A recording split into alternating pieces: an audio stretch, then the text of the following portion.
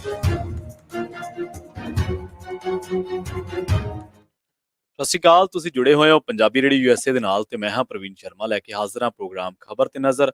Punjabi radio USA ਨੂੰ ਇਸ ਵੇਲੇ ਤੁਸੀਂ AM FM ਸਟੇਸ਼ਨਸ ਦੇ ਨਾਲ ਰੇਡੀਓ ਸੈੱਟ ਤੇ ਨੈਟ ਤੇ ਇੰਟਰਨੈਟ ਦੇ ਸੋਸ਼ਲ ਮੀਡੀਆ ਪਲੇਟਫਾਰਮਸ ਦੇ ਸੁਣ ਰਹੇ ਹੋ, ਦੇਖ ਰਹੇ ਹੋ। ਪੰਜਾਬੀ ਰੇਡੀਓ ਯੂਐਸਏ ਦੇ ਨਾਲ ਤੁਸੀਂ ਇਸ ਵੇਲੇ YouTube Facebook ਤੇ ਵੀ ਜੁੜੇ ਹੋਏ ਹੋ। ਸਾਰੇ ਹੀ ਦਰਸ਼ਕਾਂ ਦਾ ਸਵਾਗਤ ਹੈ ਪ੍ਰੋਗਰਾਮ ਦੇ ਵਿੱਚ। ਖਬਰਾਂ ਤੇ ਚਰਚਾ ਕਰਨ ਦੇ ਲਈ ਮੇਰੇ ਨਾਲ ਜੁੜ ਚੁੱਕੇ ਨੇ ਪੰਜਾਬ ਤੋਂ ਪੱਤਰਕਾਰ ਮੈਂਟੂ ਗੁਰਸਰੀਗਾ ਜੀ। ਮੈਂਟੂ ਸਤਿ ਸ਼੍ਰੀ ਅਕਾਲ ਜੀ, ਸਵਾਗਤ ਹੈ ਜੀ ਪੰਜਾਬੀ ਰੇਡੀਓ ਯੂਐਸਏ ਜੀ। ਸ਼ੁਕਰੀਆ ਸਾਰਿਆਂ ਨੂੰ, ਸਤਿ ਸ੍ਰੀ ਅਕਾਲ ਜੀ। ਜੀ। ਅੱਜ ਦਿਨ ਵੀਰਵਾਰ 1 ਦਸੰਬਰ 2022 ਹੈ ਜੀ ਤੇ ਪ੍ਰੋਗਰਾਮ ਨੂੰ ਸਪਾਂਸਰ ਕਰਦੇ ਨੇ ਖਾਲਸਾ ਇੰਸ਼ੋਰੈਂਸ ਏਜੰਸੀ ਵਾਲੇ, ਜਿਨ੍ਹਾਂ ਤੋਂ ਤੁਸੀਂ ਕਿਸੇ ਵੀ ਤਰ੍ਹਾਂ ਦੀ ਇੰਸ਼ੋਰੈਂਸ ਦੇ ਲਈ 408 272 2500 ਤੇ ਗੱਲ ਕਰ ਸਕਦੇ ਹੋ। ਟਰਕੀਆਨਾ ਇਮੀਗ੍ਰੇਸ਼ਨ ਲਾ ਫਰਮ ਵਾਲੇ, ਜੇ ਟਰਕੀਆਨਾ ਇਮੀਗ੍ਰੇਸ਼ਨ ਬਾਬਤ ਤੁਹਾਡਾ ਕੋਈ ਸਵਾਲ ਹੈ, ਕੋਈ ਸਲਾਹ ਕਰਨੀ ਹੈ ਤਾਂ ਅਟਾਰਨੀ ਟਰਕੀਆਨਾ ਦੇ ਨਾਲ ਤੁਸੀਂ 415 909 0503 ਤੇ ਗੱਲ ਕਰ ਸਕਦੇ ਹੋ। GK Dhanota Yuba City, Baljinder Singh Nijjar Woodland, Paramjit Kaur Angi Vacaville, Harnek Singh Pawla Indian ਕੰਜ਼ੀਰੈਂਟਨ, ਸਰਬਜੀਤ ਸਿੰਘ ਸ਼ੋਕਰ ਟਰਲਕ, ਜੀਐਨ ਲਿਊ ਟਰੱਕ ਵਾਸ਼ ਕਰਦੇ ਨੇ, ਆਇਲ ਚੇਂਜ ਕਰਦੇ ਨੇ, ਏਅਰ ਬ੍ਰੇਕਾਂ ਦਾ ਕੰਮ ਤਸੱਲੀ ਬਖਸ਼ ਕਰਵਾ ਸਕਦੇ ਹੋ। ਨਵੇਂ ਪੁਰਾਣੇ ਟਾਇਰ ਵੀ ਇਹਨਾਂ ਤੋਂ ਮਿਲਦੇ ਨੇ। ਲੋਕੇਸ਼ਨ ਆ ਸੈਂਟਾ ਨੀਲਾ ਦੀ, ਨਿਮਾ ਸੋਤਾ ਦੇ ਨਾਲ ਗੱਲ ਕੀਤੀ ਜਾ ਸਕਦੀ ਹੈ। ਨੰਬਰ ਆ 209 277 0113 ਤੇ ਜੱਸੀ ਗਿੱਲ ਬੇਕਰਸਫੀਲਡ ਤੋਂ। ਮੈਨੂੰ ਜੀ ਖਬਰਾਂ ਦੇ ਵੱਲ ਆਈਏ ਤੇ ਸ਼ੁਰੂਆਤ ਕਰੀਏ NIA ਤੋਂ। NIA ਨੇ ਕੁਝ ਗੈਂਗਸਟਰਾਂ ਦੇ ਨਾਂ ਦੀ ਲਿਸਟ ਜਿਹੜੀ ਹੈ ਉਹ ਕੇਂਦਰ ਸਰਕਾਰ ਨੂੰ ਭੇਜ ਦਿੱਤੀ ਹੈ ਜੀ। ਦੇਖੋ, ਅਸੀਂ ਆਂਦੇ ਪਏ ਸਾਂ ਕਈ ਲੰਮੇ ਸਮੇਂ ਤੋਂ ਕਿ ਬਈ ਇਹ ਮਾਮਲਾ ਜਿਹੜਾ ਉਹ ਜੁੜੇਗਾ ਹੁਣ ਟੈਰਰਿਜ਼ਮ ਤੇ ਇਸ ਤੋਂ ਇਲਾਵਾ ਨਾਰਕੋ ਟੈਰਰਿਜ਼ਮ ਦੇ ਨਾਲ। ਤਾਂ ਸ਼ਾਇਦ NIA ਨੇ ਹੁਣ ਉਹ ਸਾਰੀਆਂ ਪੱਤਰੀਆਂ ਜਿਹੜੀਆਂ ਬਣਾ ਲਈਆਂ ਨੇ ਤੇ ਉਹ ਪੱਤਰੀਆਂ ਖੋਲ ਕੇ ਇਹ ਘੱਲਣਗੇ ਹੋਮ ਮਿਨਿਸਟਰੀ ਕੋਲ, ਤੇ ਹੋਮ ਮਿਨਿਸਟਰੀ ਉਹਨੂੰ ਪ੍ਰਵਾਨ ਕਰ ਲਏਗੀ ਤੇ ਉਸ ਤੋਂ ਬਾਅਦ ਸਾਰਾ ਮਾਮਲਾ ਕੁਝ ਇਸ ਤਰ੍ਹਾਂ ਹੀ ਫਿੱਟ ਹੋ ਜਾਏਗਾ। ਤਾਂ ਬਹਰਹਾਲ NIA ਕੋਲ ਮਾਮਲੇ ਤੇ ਹੈਗੇ ਹੀ ਆ, ਉਹਨਾਂ ਨੇ ਪਰਚੇ ਦਰਜ ਕੀਤੇ ਹੋਏ ਆ, ਕੁਝ ਇਨਵੈਸਟੀਗੇਸ਼ਨਸ ਉਹ ਕਰ ਵੀ ਰਹੇ ਆ। ਤਾਂ ਬਸ ਇਹ ਆ ਕਿ ਹੁਣ ਕੁਝ ਬੰਦੇ ਜਿਹੜੇ ਆ ਉਹ ਲਿਸਟ 'ਚ ਪਾ ਕੇ ਉਹਨਾਂ ਨੂੰ ਅੱਤਵਾਦੀ ਡਿਕਲੇਅਰ ਕਰਵਾਉਣਾ ਬਾਕੀ ਆ। ਤਾਂ ਨਾ ਤਾਂ ਨਹੀਂ ਪਤਾ ਲੱਗਿਆ, ਪਰ ਦੱਸਦੇ ਆ ਕਿ ਸਿੱਧੂ ਮੂਸੇਵਾਲਾ ਮਰਡਰ ਕੇਸ ਦੇ ਵਿੱਚ ਵੀ ਜਿਹੜੇ ਬੰਦੇ ਇਨਵੋਲਵ ਨੇ ਉਹ ਇੱਕ ਨੇ ਜਾਂ ਦੋ ਨੇ, ਉਹਨਾਂ ਦਾ ਨਾਂ ਵੀ ਸੂਚੀ 'ਚ ਹੈ, ਕਥਿਤ ਤੌਰ ਤੇ ਦੱਸਿਆ ਜਾ ਰਿਹਾ ਹੈ ਜੀ।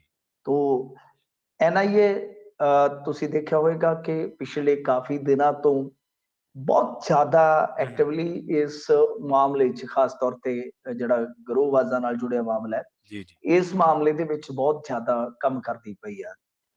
ਔਰ ਸਪੈਸ਼ਲ ਸੈੱਲ ਉਹਨਾਂ ਦਾ ਦਿੱਲੀ ਵਾਲਿਆਂ ਦਾ ਹੈਗਾ ਹੀ ਹੈਗਾ। ਪਰ ਅਸਲ ਦੇ ਵਿੱਚ ਕੀ ਸੀਗਾ ਕਿ ਇਹਨਾਂ ਨੂੰ ਤਕਰੀਬਨ ਹਦਾਇਤਾਂ ਹੋ ਗਈਆਂ ਸੀ, ਜਿਹਦੀ ਆਪਾਂ ਅੱਗੇ ਵੀ ਗੱਲ ਕੀਤੀ ਸੀ।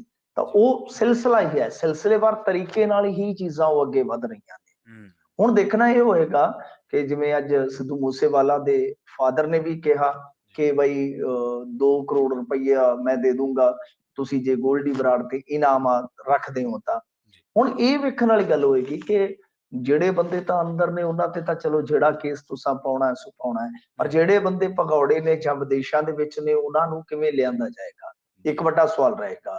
ਤਾਂ ਕਿ ਇਸ ਲਿਸਟ ਤੋਂ ਬਾਅਦ ਕੁਝ ਬੰਦੇ ਜਿਹੜੇ ਹਾਲੇ ਗ੍ਰਿਫਤ ਤੋਂ ਬਾਹਰ ਨੇ, ਗ੍ਰਿਫਤਾਰ ਨਹੀਂ ਹੋਏ, ਕਿ ਉਹਨਾਂ ਨੂੰ ਲਿਆਉਣ ਦੇ ਵਿੱਚ, ਮਤਲਬ ਕਿ ਇੰਡੀਆ ਲਿਆਉਣ ਦੇ ਵਿੱਚ ਹਵਾਲਗੀ ਪ੍ਰਕਿਰਿਆ ਦੇ ਵਿੱਚ ਕੀ ਸੌਖ ਹੋਣ ਜਾ ਰਹੀ ਹੈ, ਜਾਂ ਇਹ ਜਿਹੜੇ ਨੈਕਸਸ ਨੇ ਕੁਝ ਇਹਨਾਂ ਤੇ ਫਰਕ ਪਏਗਾ। ਇਹ ਵੱਡੇ ਸਵਾਲ ਨੇ।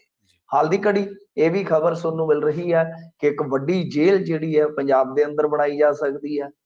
ਤੇ ਨਾਲ ਇਹ ਤਾਂ ਸਾਰਾ ਕੁਝ ਪਤਾ ਹੀ ਹੈ ਕਿ ਹੁਣ ਤਾਲਮੇਲ ਜਿਹੜਾ ਹੈ ਉਹ ਖੁਫੀਆ ਏਜੰਸੀਆਂ ਇੱਕ ਦੂਜੇ ਨਾਲ ਸਾਧ ਰਹੀਆਂ। 4-5 ਸਟੇਟਾਂ ਦੇ ਵਿੱਚ ਇਹ ਪੂਰੀ ਹਲਚਲ ਆ।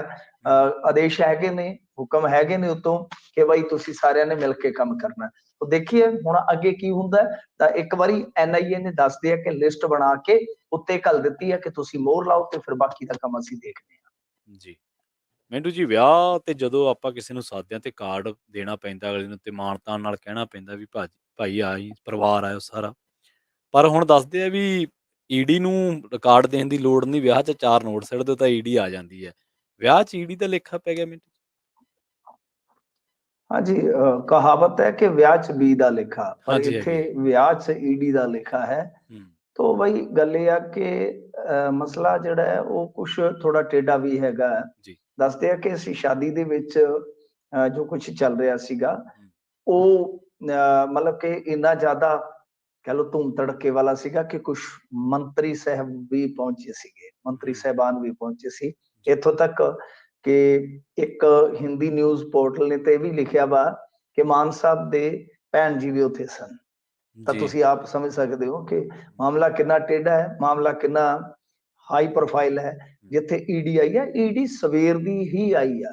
ਦੇਖੋ ਈਡੀ ਦਾ ਜਾਂ ਸੀਬੀਆਈ ਦੀ ਜਿਹੜੀ ਰੇਡ ਹੁੰਦੀ ਹੈ ਨਾ, ਤੇ ਇੱਕ ਪ੍ਰੋਟੋਕਾਲ ਹੁੰਦਾ ਹੈ। ਇਹਦੇ ਵਿੱਚ ਇਹ ਨਹੀਂ ਹੈਗਾ ਕਿ ਕੋਈ ਵੀ ਅਰਲੀ ਜੀ ਫੜ ਕੇ ਉੱਥੇ ਗਾਹ ਨਿਕਲ ਜਾਏਗਾ। ਰੁਕੋ ਰੁਕੋ ਰੁਕੋ, ਤੁਹਾਡੀ ਬੈਟਰੀ ਦੇਖਣੀ ਹੈ ਜਿਹਦੇ ਨਾਲ ਮਾਰ ਕੇ ਸਰਚਾ ਮਾਰ ਕੇ ਤੁਸੀਂ ਸੂਈਆਂ ਲੱਭਦੇ ਹੋ, ਕਦੂਈਆਂ ਲੱਭਦੇ ਹੋ, ਐਸਾ ਨਹੀਂ ਹੈ। ਉਹਨਾਂ ਦਾ ਇੱਕ ਪ੍ਰੋਟੋਕਾਲ ਹੁੰਦਾ ਨਾਲ। ਉਹਨਾਂ ਦੇ ਕਈ ਵਾਰ ਲੋਕਲ ਪੁਲਿਸ ਵੀ ਹੁੰਦੀ ਹੈ, ਕਈ ਵਾਰ ਜਿਹੜੇ ਨੀਮ ਫੌਜੀ ਦਸਤੇ ਇਹ ਵੀ ਆ ਜਾਂਦੇ ਨੇ। ਠੀਕ ਹੈ। ਸੋ ਉਸ ਪ੍ਰੋਟੋਕਾਲ ਦੇ ਵਿੱਚ ਇੰਨੀ ਸਖਤਾਈ ਹੁੰਦੀ ਹੈ ਕਿ ਤਗੜੇ ਤੋਂ ਤਗੜੇ ਪੱਤਰਕਾਰ ਨੂੰ ਵੀ ਗਾਹ ਨਹੀਂ ਜਾਣ ਦਿੱਤਾ ਜਾਂਦਾ ਜੋ ਗਰਾਊਂਡ ਤੇ ਕਵਰ ਕਰਦਾ ਹੈ। ਤਾਂ ਹਾਲਾਂਕਿ ਚਲੋ ਥੋੜੀ ਬਹੁਤੀ ਸੂਚਨਾ ਮਿਲ ਜਾਂਦੀ ਹੈ, ਪਰ ਕੁਝ ਗੱਲਾਂ ਹੁੰਦੀਆਂ ਨੇ, ਮੈਂ ਜਿਵੇਂ ਕਿਹਾ ਕਿ ਸੂਚਨਾ ਮਿਲ ਜਾਂਦੀ ਹੈ ਤੇ ਦੱਸਿਆ ਜਾ ਰਿਹਾ ਕਥਿਤ ਤੌਰ ਤੇ ਕਿ ਹਾਈ ਪ੍ਰੋਫਾਈਲ ਵਿਆਹ ਸੀਗਾ ਔਰ ਉਸ ਵਿਆਹ ਦੇ ਵਿੱਚ ਕਾਫੀ ਵੱਡੇ ਨਾਮਚੀਨ ਨੇਤਾ ਵੀ ਪਹੁੰਚੇ ਹੋਏ ਸੀ। ਜੀ ਮਾਮਲਾ ਜੁੜਦਾ ਹੈ ਗਿਲਕੋ ਵੈਲੀ ਵਾਲਿਆਂ ਦੇ ਨਾਲ। ਦੇਖੋ ਗੱਲ ਕੀ ਹੈ ਕਿ ਜਿਹੜੇ ਹੈਗੇ ਨੇ ਰਣਜੀਤ ਸਿੰਘ ਗਿੱਲ, ਉਹਨਾਂ ਦੇ ਦਫ਼ਤਰ ਦੇ ਵਿੱਚ ਵੀ ਛਾਪਾ ਪਿਆ ਤੇ ਪਾਰਟਨਰ ਨੇ ਜਿਹੜੇ ਉਹਨਾਂ ਦੇ ਰਣਧੀਰ ਸਿੰਘ ਧੀਰਾ, ਉਹਨਾਂ ਦੇ ਘਰ ਵੀ ਰੇਡ ਹੋਈ ਆ। ਤੇ 3 ਜਗ੍ਹਾ ਤੇ ਰੇਡ ਹੋਈ ਆ। ਤੇ ਤੀਜੀ ਰੇਡ ਜਿਹੜੀ ਹੋਈ ਆ ਉਹ ਹੋਈ ਆ ਖਰੜ ਦੀ ਜਿਹੜੀ ਨਗਰ ਪ੍ਰੀਸ਼ਦ ਪ੍ਰਧਾਨ ਆ ਬੀਬੀ ਜਸਪ੍ਰੀਤ ਕੌਰ ਲੌਂਗੀਆ ਜੀ, ਉਹਨਾਂ ਦੇ ਜੇਠ ਕਾਲਾ ਸੈਣੀ ਦੇ ਘਰੇ। ਤਾਂ ਇਹ ਮਾਮਲਾ ਕੁਝ ਮਤਲਬ ਕਿ ਇਸ ਤਰ੍ਹਾਂ ਹੀ ਜੁੜ ਗਿਆ ਕਿ ਕੋਈ ਬਿਲਡਰ, ਫਿਰ ਇਸ ਤੋਂ ਇਲਾਵਾ ਕਾਰੋਬਾਰੀ ਤੇ ਗਾਂ ਦੀ ਗਾਂ ਨੇਤਾ। ਤਾਂ ਫਿਰ ਨੇਤਾਵਾਂ ਦੇ ਉਹ ਤਾਂ ਆਪਾਂ ਨੂੰ ਪਤਾ ਹੈ ਨਾ, ਖਾਨਾ ਦੇ ਖਾਨ ਪਰਾਉਣੇ। ਜੀ ਬਿਲਕੁਲ। ਜਦੋਂ ਕਿਉਂਕਿ ਦੇਖੋ ਇਹ 2 ਵਾਰ ਵਿਧਾਨ ਸਭਾ ਦਾ ਇਲੈਕਸ਼ਨ ਲੜ ਚੁੱਕੇ ਆ ਨਾ ਗਿੱਲ ਸਾਹਿਬ। ਹਾਂਜੀ ਲੜ ਚੁੱਕੇ। ਇਹ ਇਲੈਕਸ਼ਨ ਲੜ ਚੁੱਕੇ ਆ। ਐਤਕੀ ਵੀ ਹਾਰੇ ਸਨ ਇਹ ਅਨਮੋਲ ਗਗਨ ਤੋਂ, ਜੇ ਮੈਂ ਗਲਤ ਨਹੀਂ ਹਾਂ, ਖਰੜ ਤੋਂ। ਜੀ ਜੀ। ਉਜਾਗਰ ਸਿੰਘ ਵਡਾਲੀ ਦੀ ਟਿਕਟ ਇਹਨਾਂ ਨੇ ਹੀ ਕਟਵਾਈ ਸੀ, ਮਤਲਬ ਕਿ ਇਹਨਾਂ ਨੇ ਕਟਵਾਈ ਜਾਂ ਉਹਨਾਂ ਨੇ ਕੱਟੀ। ਕਹਿਣ ਦਾ ਮਤਲਬ ਕਿ ਇਹ ਦਾਅਵੇਦਾਰ ਬਣੇ ਤਾਂ ਉਹਨਾਂ ਦੀ ਟਿਕਟ ਕੱਟੀ ਗਈ ਉਜਾਗਰ ਸਿੰਘ ਵਡਾਲੀ ਦੀ। ਫਿਰ ਬਹੁਤ ਜ਼ਿਆਦਾ ਮਤਲਬ ਕਿ ਗੁੱਸੇ ਗਿਲੇ ਵਾਲਾ ਦੌਰ ਵੀ ਚੱਲਿਆ। ਤਾਂ ਇਹ ਇਲੈਕਸ਼ਨ ਲੜ ਚੁੱਕੇ ਨੇ, ਕਾਰੋਬਾਰੀ ਆ, ਤਾਂ ਫਿਰ ਨੇਤਾ ਹੋਣੇ ਜਿਹਦੀ ਚਰਚਾ ਆਪਾਂ ਕਰ ਰਹੇ ਹਾਂ ਤਾਂ ਸੁਭਾਵਿਕ ਹੈ, ਕਿਉਂਕਿ ਵਿਆਹ ਸ਼ਾਦੀਆਂ 'ਚ ਮਿਲਵਰਤਨ ਤੇ ਹੈਗਾ ਹੀ ਆ ਨਾ ਇਹਨਾਂ ਦਾ। ਤਾਂ ਹੋ ਸਕਦਾ ਕਿ ਜਿਹੜੀਆਂ ਇਹ ਚਰਚਾਵਾਂ ਨੇ ਉਹ ਸੱਚ ਵੀ ਹੋਣ। ਵੈਸੇ ਚਰਚਾਵਾਂ ਨੂੰ ਚਰਚਾਵਾਂ ਦੇ ਤੌਰ ਤੇ ਲੈ ਕੇ ਚੱਲਦੇ ਰਹਿਣਾ ਚਾਹੀਦਾ। ਤਾਂ ਦੇਖੋ ਪ੍ਰੋਟੋਕਾਲ, ਮੈਂ ਜਿਵੇਂ ਤੁਹਾਨੂੰ ਕਿਹਾ ਕਿ ਇਹਨਾਂ ਦੇ ਬੜੇ ਸਖਤ ਹੁੰਦੇ ਨੇ। ਕੋਈ ਪਤਾ ਤੇ ਨਹੀਂ ਲੱਗਿਆ ਠੋਸ ਤੌਰ ਤੇ ਕਿ ਬਈ ਕਿਆ ਤੋਂ ਇਹ ਰੇਡ ਪਈ ਆ, ਪਰ ਕਿਆਫਾ ਲਾਇਆ ਜਾ ਰਿਹਾ ਜਿੱਦਾਂ ਤੁਸੀਂ ਹਿੰਟ ਦਿੱਤਾ ਵਾ ਕਿ ਜੀ ਨੋਟ ਸੁੱਟੇ ਆ, ਕਿ ਕੋਈ ਸਿੰਗਰ ਆਇਆ ਸੀਗਾ ਉਹਦੇ ਤੇ ਖਾਸਾ ਪੈਸਾ ਸੁੱਟਿਆ ਗਿਆ ਤੇ ਉੱਥੋਂ। ਨਹੀਂ, ਮੈਂ ਇਸ ਚੀਜ਼ ਨੂੰ ਕੱਚੀ ਮੰਨਦਾ, ਮੈਂ ਇਸ ਚੀਜ਼ ਨੂੰ ਠੋਸ ਨਹੀਂ ਮੰਨਦਾ ਕਿ ਕੋਈ ਗਾਇਕ ਆਇਆ ਇੱਥੇ। ਮੈਂ ਦੇਖਿਆ ਇੱਕ ਗਾਇਕ ਤੇ ਨੋਟਾਂ ਦੀ ਬੋਰੀ ਚੋਂ ਥੱਬਿਆਂ ਨਾਲ ਨੋਟ ਸੁੱਟੇ ਜਾਂਦੇ ਆ, ਇੱਥੇ ਕਵਾਲਾਂ ਤੇ ਸੁੱਟੇ ਜਾਂਦੇ ਆ। ਮਤਲਬ ਕਿ ਬਹੁਤ ਸੁੱਟੇ ਜਾਂਦੇ। ਐਸਾ ਨਹੀਂ ਹੈ ਕਿ ਕਿਉਂਕਿ ਨੋਟਾਂ ਦਾ ਕੀ ਹੈ ਕਿ ਵਿਆਹ ਸ਼ਾਦੀ ਤੇ ਨੋਟ, ਹੁਣ ਮੰਨ ਲਓ ਕੋਈ ਲੱਖ ਰੁਪਏ ਸੁੱਟ ਦੇਵੇ, ਕੋਈ 2 ਲੱਖ ਸੁੱਟ ਦੇਵੇ, ਤੇ ਇੱਥੇ ਤਾਂ ਕਰੋੜ ਕਰੋੜ ਦੀ ਜੁਐਲਰੀ ਪੈ ਜਾਂਦੀ ਹੈ। ਜੀ ਜੀ ਬਿਲਕੁਲ। NRI ਸਰ 3-3 ਕਰੋੜ ਰੁਪਇਆ, 4-4 ਕਰੋੜ ਰੁਪਇਆ ਖਰਚਦੇ, ਤਦੇ ਤੇ ਰੋਂਦੇ ਆ ਨਾ ਕਿ ਅਸੀਂ ਪੰਜਾਬ 'ਚ ਆ ਕੇ 3-4 ਕਰੋੜ ਰੁਪਇਆ ਖਰਚਦੇ ਵੀ ਆ। ਤੇ ਉਲਟਾ ਤੁਹਾਡੇ ਸ਼ਰਾਬ ਦੇ ਠੇਕੇਦਾਰ ਜਿਹੜੇ ਵਿੰਗੇ ਟੇਢੇ ਜੇ ਆ, ਉਹ ਆ ਕੇ ਤੇ ਸਾਨੂੰ ਵਿੰਗੇ ਟੇਢੇ ਦੇ ਢੰਗ ਦੇ ਨਾਲ ਹੀ ਦਬਾਉਂਦੇ ਆ। ਰੋਣਾ ਤਾਂ ਇਸੇ ਗੱਲ ਦਾ ਹੈ ਨਾ। ਤੋ ਇਹ ਆ ਕਿ ਇਹ ਤਾਂ ਚਲੋ ਆਨੇ ਬਾਨੇ ਹੁੰਦੇ, ਹਾਲੇ ਠੋਸ ਜਾਣਕਾਰੀ ਨਹੀਂ ਹੈ। ਪਰ ਇਹ ਹੋ ਸਕਦਾ ਆ ਕਿ ਕੋਈ ਮਾਮਲਾ ਜਿਹੜਾ ਉਹ ਜੁੜਿਆ ਹੋਵੇ ਕਾਰੋਬਾਰੀ ਦੇ ਨਾਲ, ਕਿਸੇ ਵੀ ਕਾਰੋਬਾਰੀ ਦੇ ਨਾਲ, ਤਾਂ ਕੋਈ ਵਪਾਰਕ ਐਂਗਲ ਹੋ ਸਕਦਾ ਹੈ। ਤਾਂ ਇਹ ਤਾਂ ਬਹਾਨੇ ਹੁੰਦੇ ਆ ਤਾਂ ਕਿ, ਕਿਉਂਕਿ ਘਰ ਵੜਨਾ ਕਿਸੇ ਨੂੰ ਕੋਈ ਵੀ ਬਹਾਨਾ ਹੋ ਸਕਦਾ ਆ। ਜੀ ਜੀ। ਇਹੀ ਤੇ ਰੋਂਦਾ ਸੀਗਾ ਨਾ ਸੁਖਪਾਲ ਸਿੰਘ ਖਹਿਰਾ ਉਸ ਟਾਈਮ। ਹਾਂਜੀ। ਤਾਂ ਈਡੀ ਨੇ ਕੋਈ ਨਾ ਕੋਈ ਬਹਾਨਾ ਲੱਭਣਾ ਹੁੰਦਾ। ਸੋ ਬਹਾਨਾ ਕੋਈ ਵੀ ਹੋ ਸਕਦਾ, ਪਰ ਮੈਨੂੰ ਨਹੀਂ ਲੱਗਦਾ ਕਿ ਕਿਸੇ ਗਾਇਕ ਤੇ ਸੁੱਟੇ ਨੋਟਾਂ ਨੂੰ ਸੁੰਘ ਕੇ ਆ ਜਾਣਗੇ। ਜੀ। ਤਾਂ ਕੁਝ ਹੋਰ ਮਾਮਲਾ ਵੀ ਹੋ ਸਕਦਾ। ਦੇਖਦੇ ਆ ਅੱਗੇ ਕੀ ਬਣਦਾ ਹੈ। ਪਰ ਇਹ ਰੇਡਾਂ ਜਿਹੜੀਆਂ ਇਸ ਤਰ੍ਹਾਂ ਦੀਆਂ ਪੰਜਾਬ ਦੇ ਵਿੱਚ ਚੱਲੀ ਜਾ ਰਹੀਆਂ ਨੇ, ਚੱਲੀ ਜਾ ਰਹੀਆਂ। ਇਆਲੀ ਸਾਹਿਬ ਤੋਂ ਲੈ ਕੇ ਇੱਥੇ ਤੇ ਇੱਕ ਅਖਬਾਰ ਦਾ ਮਤਲਬ ਕਿ ਬੜਾ ਵੱਡਾ ਕਾਰੋਬਾਰੀ ਵੀ ਹੈ, ਨਾਲ ਇੱਕ ਅਖਬਾਰ ਦਾ ਸੰਪਾਦਕ ਵੀ ਹੈ, ਸਮਝ ਲਓ ਮਾਲਕ ਵੀ ਹੈ। ਆਮ ਆਦਮੀ ਪਾਰਟੀ ਦੇ ਨਾਲ ਅੱਜ ਕੱਲ ਇੰਨੀਆਂ ਪੀਂਘਾਂ ਝੂਟਦਾ ਕਿ ਸਧਾਰਨ ਪ੍ਰੈਸ ਨੋਟ ਵੀ ਉਹ ਨੈਸ਼ਨਲ ਪੇਜ ਤੇ ਛਾਪਦਾ ਹਿੰਦੀ 'ਚ। ਜੀ। ਰੋਟੀ ਪੰਜਾਬੀ ਦੀ ਖਾਈ ਜਾਂਦਾ ਤੇ ਆਪਦੇ ਵੈਬ ਚੈਨਲ ਦਾ ਵੀ ਨਾਂ ਹਿੰਦੀ ਵਾਲਾ ਰੱਖੀ ਬੈਠਾ। ਤੇ ਜਲੰਧਰ ਦੇ ਵਿੱਚ ਇੱਕ ਅਫਸਰ ਕੁੱਟਿਆ ਸੀ, ਉਹਦੀ ਹਵੇਲੀ 'ਚ ਕੁੱਟਿਆ ਗਿਆ, ਉਹਨੇ ਮਾਮਾ ਠਾਕੁਰ ਵਾਲੀ ਹਵੇਲੀ ਬਣਾ ਰੱਖੀ ਆ। ਮਤਲਬ ਉਹਦੇ ਘਰ ਰੇਡ ਪਈ ਤੇ ਕਿਸੇ ਮੀਡੀਆ ਵਾਲੇ ਦੀ ਮਤਲਬ ਕਿ ਇਹ ਵੀ ਨਹੀਂ ਜ਼ੁਬਾਨ ਖੁਸਕੀ ਕਿ ਬਈ ਉਹਦੇ ਘਰ ਰੇਡ ਪੈ ਗਈ ਆ, ਵੀ ਵਿਜ ਦੇ ਘਰ ਰੇਡ ਵੱਜੀ ਆ। ਜੀ ਜੀ ਜੀ ਬਿਲਕੁਲ। ਕਿਸੇ 'ਚ ਹਿੰਮਤ ਨਹੀਂ ਹੋਈ ਆ ਜੀ। ਤੋ ਰੀੜ ਦੀ ਹੱਡੀ ਮੀਡੀਆ ਦੀ ਜਿਹੜੀ ਆ ਉਹ ਲੱਭਦੇ ਕਿਤੇ ਮਾੜੀ ਮੋਟੀ ਕਿਤੇ ਲੱਭ ਜਾਂਦੀ ਆ, ਉਹ ਟੋਟ ਆ ਕੇ ਉਹਦਾ ਮਤਲਬ ਕਿ ਰੇਡਾਂ ਵੱਜ ਰਹੀਆਂ। ਹੁਣ ਰੇਡ ਵੱਜਣ ਦਾ ਮਤਲਬ ਇਹ ਵੀ ਨਹੀਂ ਹੁੰਦਾ ਕਿ ਕੋਈ ਗੁਨੇਗਾਰ ਆ। ਬਿਲਕੁਲ ਸਹੀ। ਜਿਨ੍ਹਾਂ ਕਾਰੋਬਾਰੀਆਂ ਦੇ ਘਰ ਰੇਡ ਵੱਜੀ ਆ, ਇਹਦਾ ਮਤਲਬ ਇਹ ਥੋੜੀ ਆ ਕਿ ਉਹ ਗੁਨਾਹਗਾਰ ਨੇ। ਰੇਡ ਤੁਹਾਡੇ ਘਰ ਵੀ ਵੱਜ ਸਕਦੀ ਹੈ, ਮੇਰੇ ਘਰ ਵੀ ਵੱਜ ਸਕਦੀ ਹੈ, ਰੇਡ ਵੱਜਣ ਦਾ ਕੀ ਆ ਜੀ। ਤੋ ਗੱਲ ਇਹ ਆ ਕਿ ਰੇਡਾਂ ਮਾਰੀਆਂ ਜਾ ਰਹੀਆਂ ਨੇ, ਉਹਦੇ ਪਿੱਛੇ ਵੀ ਕਈ ਕਾਰਨ ਆ। ਉਹਦੇ ਪਿੱਛੇ ਵੀ ਕੁਝ ਸਿਆਸੀ ਕਾਰਨ ਨੇ, ਕੁਝ ਐਸੇ ਵੈਸੇ ਕਾਰਨ ਹੈਗੇ ਆ ਕਿ ਚੋਰੀ ਚਕਾਰੀ ਵੀ ਚੱਲਦੀ ਆ। ਦੋਨੇ ਕਾਰਨ ਹੈਗੇ ਆ। ਤਾਂ ਇਹਦੇ ਵਿੱਚ ਹੁਣ ਆਪਾਂ ਠੋਸ ਤੌਰ ਤੇ ਤਾਂ ਨਹੀਂ ਕਹਿ ਸਕਦੇ, ਕਿਉਂਕਿ ਮੈਂ ਜਿਵੇਂ ਤੁਹਾਨੂੰ ਕਿਹਾ ਕਿ ਪ੍ਰੋਟੋਕਾਲ ਬਹੁਤ ਸਖਤ ਹੁੰਦਾ, ਇਹ ਤੁੱਕੇਬਾਜ਼ੀ ਹੁੰਦੀ ਹੈ। ਕੋਈ ਕਹਿੰਦਾ ਇਹਦੇ ਕਰਕੇ ਪਈ ਆ, ਕੋਈ ਕਹਿੰਦਾ ਇਹਦੇ ਕਰਕੇ ਪਈ ਆ। ਜਦੋਂ ਵੀ ਈਡੀ ਨੇ ਕੋਈ ਆਫੀਸ਼ੀਅਲੀ ਸਟੇਟਮੈਂਟ ਦਿੱਤੀ ਤਾਂ ਆਪਾਂ ਫਾਲੋ ਅਪ ਜਿਹੜਾ ਉਹਦਾ ਕਰ ਦੇਵਾਂਗੇ। ਜੀ ਜੀ ਮਿੰਟੂ ਜੀ, ਇਹ ਤਾਂ ਤੁਸੀਂ ਰੇਟ ਦੀ ਗੱਲ ਕੀਤੀ ਹੈ, ਤੁਹਾਡੇ ਯਾਦ ਹੋਣਾ ਇੱਕ ਵਾਰੀ ਤੁਸੀਂ ਦੱਸਿਆ ਸੀ, ਜ਼ਿਕਰ ਕੀਤਾ ਸੀ ਇੱਕ ਸ਼ੋਅ ਦੇ ਵਿੱਚ ਕਿ ਇੱਥੇ ਕੋਈ ਇੱਕ ਮੀਡੀਆ ਅਦਾਰੇ ਦੇ ਕਰੋਨਾ ਜਿਹੜੇ ਮੁਲਾਜ਼ਮ ਸੀਗੇ ਉਹ ਕਰੋਨਾ ਪੋਜ਼ਿਟਿਵ ਆ ਗਏ। ਕਰੋਨਾ ਪੋਜ਼ਿਟਿਵ ਉਦੋਂ ਹਰ ਕੋਈ ਆ ਰਿਹਾ ਸੀ, ਪਰ ਮੀਡੀਆ ਨੇ ਉਹ ਖਬਰ ਨਹੀਂ ਲਾਈ। ਇੱਕ ਬੀਬੀ ਨੇ ਖਬਰ ਲਾਈ ਸੀ, ਮੈਨੂੰ ਆਊਟਲੁੱਕ ਦੇ ਵਿੱਚ, ਸ਼ਾਇਦ ਕਿਸੇ ਵੈਬਸਾਈਟ ਦੇ ਵਿੱਚ। ਸੋ ਮੀਡੀਆ ਤਾਂ ਕਰੋਨਾ ਪੋਜ਼ਿਟਿਵ ਦੀ ਰਿਪੋਰਟ ਨਹੀਂ ਲਾ ਸਕਦਾ, ਰੇਟ ਤਾਂ ਬਹੁਤ ਦੂਰ। ਨਹੀਂ ਇਹ ਜਿਹੜਾ ਉਹ ਵੀ ਜਲੰਧਰ ਵਾਲੇ ਹੀ ਨੇ। ਹਾਂਜੀ, ਜਲੰਧਰ ਵਾਲੇ। ਉਹ ਤੁਹਾਨੂੰ ਪਤਾ ਹੀ ਹੈ ਜੀ, ਪੰਜਾਬ ਦੇ ਹਾਲਾਤ ਵਿਗਾੜਨ ਦੇ ਵਿੱਚ ਵੀ ਉਹਨਾਂ ਦਾ ਬੜਾ ਵੱਡਾ ਹੱਥ ਰਿਹਾ, ਸਾਰਿਆਂ ਨੂੰ ਪਤਾ ਲੱਗ ਜਾਣਾ ਆ। ਹਾਂ ਤੇ ਉਹਨਾਂ ਨੇ ਤਾਂ ਆਪਣੇ ਉਥੋਂ ਉਹਨਾਂ ਦੇ ਮੁਲਾਜ਼ਮ ਤੇ ਭੱਜ ਵਗੇ ਸਨ, ਚੋਰੀ ਟਰੱਕਾਂ ਤੇ ਚੜ ਕੇ ਤੇ ਹਿਮਾਚਲ 'ਚ ਚਲੇ ਗਏ। ਉੱਥੇ ਜਾ ਕੇ ਪਿੰਡ 'ਚੋਂ ਫੜੇ ਸਨ 2 ਜਣੇ, ਪਿੰਡ 'ਚੋਂ ਫੜੇ ਸੀ। ਤਾਂ ਉਹਨਾਂ ਨੇ ਬਕਾਇਦਾ ਜਦੋਂ ਉਹ ਜਿਹੜੇ ਹੈਗੇ ਸੀ ਤਬਲੀਗੀ, ਤੇ ਉਹਨਾਂ ਦੀਆਂ ਸੂਚੀਆਂ ਛਾਪੀਆਂ ਸੀਗੀਆਂ ਉਹਨਾਂ ਨੇ ਮਸਾਲਾ ਲਾ ਲਾ ਕੇ। ਤੇ ਫਿਰ ਅਸੀਂ ਬਾਈ ਨੇਮ ਉਹਨਾਂ ਤੇ ਪ੍ਰੋਗਰਾਮ ਕੀਤਾ ਸੀਗਾ। ਹਾਂਜੀ, ਬਾਈ ਹੁਣ ਤੁਸੀਂ ਹੁਣ ਲਿਸਟ ਆਪਣੇ ਮੁਲਾਜ਼ਮਾਂ ਦੀ ਵੀ ਲਿਸਟ ਜਿਹੜੀ ਉਹ ਸ਼ਾਇਆ ਕਰੋ। ਜੀ ਮਿੰਟੂ ਜੀ, ਅਗਲੀ ਖਬਰ ਦੇ ਵੱਲ ਵਧੀਏ ਤੇ ਗੱਲ ਕਰੀਏ ਕੇਂਦਰ ਦੀ। ਕੇਂਦਰ ਨੇ ਕਿਸਾਨਾਂ ਨੂੰ ਹੁਣ ਤੱਕ ਕੋਈ ਜਵਾਬ ਨਹੀਂ ਦਿੱਤਾ ਜੀ। ਹਾਂਜੀ, ਦੇਖੋ ਜਵਾਬ ਆਇਆ ਨਹੀਂ ਹੈ, ਕਿਉਂਕਿ ਵਾਵਾ ਦਿਨ ਹੋ ਗਏ। ਹੁਣ ਤਾਂ ਜਿਹੜਾ ਇਹਨਾਂ ਦਾ ਅਲਟੀਮੇਟਮ ਹੈ ਕਿਸਾਨਾਂ ਦਾ, ਉਹ ਰਹਿ ਗਿਆ 6-7 ਦਿਨ ਦਾ, ਕਿਉਂਕਿ 1 ਤਰੀਕ ਤੇ ਅੱਜ ਗਈ, 9:57 ਹੋ ਗਏ ਨੇ ਇੰਡੀਆ ਦੇ ਵਿੱਚ, ਤਾਂ 2 ਤਰੀਕ ਚੜ ਗਈ। ਤਾਂ 8 ਦਸੰਬਰ ਤੱਕ ਦਾ ਅਲਟੀਮੇਟਮ ਸੀ ਜਿਹੜਾ ਇਹ ਮੰਗ ਪੱਤਰ ਦੇ ਕੇ ਆਏ ਸਨ ਬਨਵਾਰੀ ਲਾਲ ਜੀ ਪੁਰੋਹਿਤ ਨੂੰ। ਤਾਂ ਹੁਣ ਉਹਦੇ ਬਾਅਦ ਕੀ ਹੋਏਗਾ ਕੀ ਨਹੀਂ ਹੋਏਗਾ ਪਤਾ ਨਹੀਂ ਹੈ, ਪਰ ਮੈਨੂੰ ਲੱਗਦਾ ਕਿ ਜਿਹੜੇ ਕਿਸਾਨ ਖਿੰਡੇ 'ਚ ਪਏ ਸਨ ਤਾਂ ਘੱਟੋ ਏਕੇ ਦੇ ਧਾਗੇ 'ਚ ਪਿਰੋਏ ਤੇ ਗਏ ਨੇ। ਹੁਣ ਉਹ ਅੱਗੇ ਕੀ ਪ੍ਰੋਗਰਾਮ ਉਲੀਕਦੇ ਆ ਉਹ ਤਾਂ ਉਹੀ ਜਾਣਨ, ਪਰ ਉਹਨਾਂ ਦੀਆਂ ਮੰਗਾਂ ਮੈਨੂੰ ਨਹੀਂ ਲੱਗਦਾ ਕਿ ਇਹਨਾਂ 4-5 ਦਿਨਾਂ 'ਚੋਂ ਮੰਨੀਆਂ ਜਾ ਸਕਦੀਆਂ। ਮਸਲਨ ਸਵਾਮੀਨਾਥਨ ਰਿਪੋਰਟ ਦੇ ਅਨੁਸਾਰ MSP, ਕਿਸਾਨਾਂ ਦਾ ਪੂਰਨ ਤੌਰ ਤੇ ਕਰਜ਼ਾ ਮਾਫ, ਲਖੀਮਪੁਰ ਖੀਰੀ ਘਟਨਾ ਮਤਲਬ ਕਿ ਕੇਂਦਰੀ ਰਾਜ ਮੰਤਰੀ ਹੈ ਜਿਹੜਾ ਅਜੇ ਮਿਸ਼ਰਾ ਟੈਨੀ, ਬਰਖਾਸਤਗੀ ਉਹਦੀ, ਫਿਰ ਕੇਸਾਂ ਦੀ ਵਾਪਸੀ, ਬਿਜਲੀ ਬਿੱਲ 2022 ਦੀ ਵਾਪਸੀ, 60 ਸਾਲ ਤੋਂ ਜ਼ਿਆਦਾ ਜਿਹੜੇ ਕਿਸਾਨ ਨੇ ਉਮਰ 'ਚ ਜਾਂ ਬੀਬੀਆਂ, ਉਹਨਾਂ ਕਿਸਾਨਾਂ ਨੂੰ ਪਰ ਮੰਥ ਪੈਨਸ਼ਨ, ਸਰਕਾਰੀ ਖਰਚ ਤੇ ਫਸਲੀ ਬੀਮਾ ਇਤਿਆਦਿਕ ਜਿਹੜੀਆਂ ਸਹੂਲਤਾਂ ਦਿੱਤੀਆਂ ਜਾਣ। ਤੁਸੀਂ ਮੈਨੂੰ ਦੱਸੋ, ਮੈਂ ਜਿੰਨੀਆਂ ਵੀ 6-7 ਗਿਣਾਤੀਆਂ ਹੋਣੀਆਂ ਮੈਂ ਜੀ 6-7 ਜਿਹੜੀਆਂ ਇਹ ਮੰਗਾਂ ਨੇ, ਦੱਸੋ ਕਿ ਉਹ ਯਕਦਮ ਪੂਰੀਆਂ ਹੋ ਸਕਦੀਆਂ? ਬਹੁਤ ਔਖੀਆਂ ਨੇ। ਤਾਂ ਇਹਨਾਂ ਵਾਸਤੇ MSP ਤੇ ਤਾਂ ਅੱਗੇ ਕਮੇਟੀ ਬਣੀ ਹੋਈ ਹੈ, ਉਹਦਾ ਰੇੜਕਾ ਚੱਲ ਰਿਹਾ। ਕਰਜ਼ਾ ਮਾਫ ਹੋ ਹੀ ਨਹੀਂ ਸਕਦਾ, ਕਰਜ਼ਾ ਬਹੁਤ ਜ਼ਿਆਦਾ ਹੈ, ਤਕਰੀਬਨ ਕੋਈ 10 ਲੱਖ ਕਰੋੜ ਰੁਪਇਆ ਤਾਂ ਪੂਰਾ ਕਰਜ਼ਾ ਹੋਏਗਾ ਨਾ ਪੂਰੇ ਇੰਡੀਆ ਦੇ ਕਿਸਾਨਾਂ ਦਾ। ਤਾਂ ਰਾਤੋਂ ਰਾਤ ਕਿੱਦਾਂ ਮਾਫ ਹੋ ਸਕਦਾ? ਜਿਹੜਾ ਦੂਜਾ ਸ਼ਾਹੂਕਾਰਾਂ ਦਾ ਕਰਜ਼ਾ ਉਹ ਵੱਖਰਾ ਹੋਏਗਾ। ਅਜੇ ਮਿਸ਼ਰਾ ਟੈਨੀ ਜਿਹੜਾ ਹੁਣ ਤੱਕ ਬਰਖਾਸਤ ਨਹੀਂ ਹੋਇਆ, ਰਾਤੋਂ ਰਾਤ ਕਿੱਦਾਂ ਕਰ ਦੋਗੇ? ਬਿਲਕੁਲ ਸਹੀ। ਤਾਂ ਕੇਸ ਵਾਪਸੀ, ਇਹ ਚੀਜ਼ਾਂ ਹੋ ਸਕਦੀਆਂ। ਬਿਜਲੀ ਬਿੱਲ 2022 ਨਹੀਂ ਵਾਪਸ ਹੋਏਗਾ। ਜਦੋਂ ਇਹਨਾਂ ਨੇ ਆ ਕੇ ਕਿਹਾ ਸੀਗਾ ਕਿ ਉਹ ਸ਼ਰਤ ਮੰਨ ਗਏ, ਉਸ ਵੇਲੇ ਵੀ ਸਾਨੂੰ ਥੋੜਾ ਜਿਹਾ ਲੱਗਦਾ ਸੀਗਾ ਕਿ ਕਿਸੇ ਨਾ ਕਿਸੇ ਢੰਗ ਨਾਲ, ਕਿਉਂਕਿ ਉਹ ਇੱਕ ਐਸਾ ਸੈਕਟਰ ਹੈ ਜਿਹਦੇ ਵਿੱਚ ਪ੍ਰਾਈਵੇਟ ਪਲੇਅਰਾਂ ਨੇ ਆਉਣਾ ਹੀ ਆਉਣਾ। ਉਹਨਾਂ ਨੂੰ ਕੋਈ ਨਹੀਂ ਰੋਕ ਸਕਦਾ। ਤੋ ਨਾ ਉਹ ਪੈਨਸ਼ਨ ਚਿੱਤੀ, ਉਹ ਵੀ ਮਸਲਾ ਬਹੁਤ ਵੱਡਾ ਹੈ।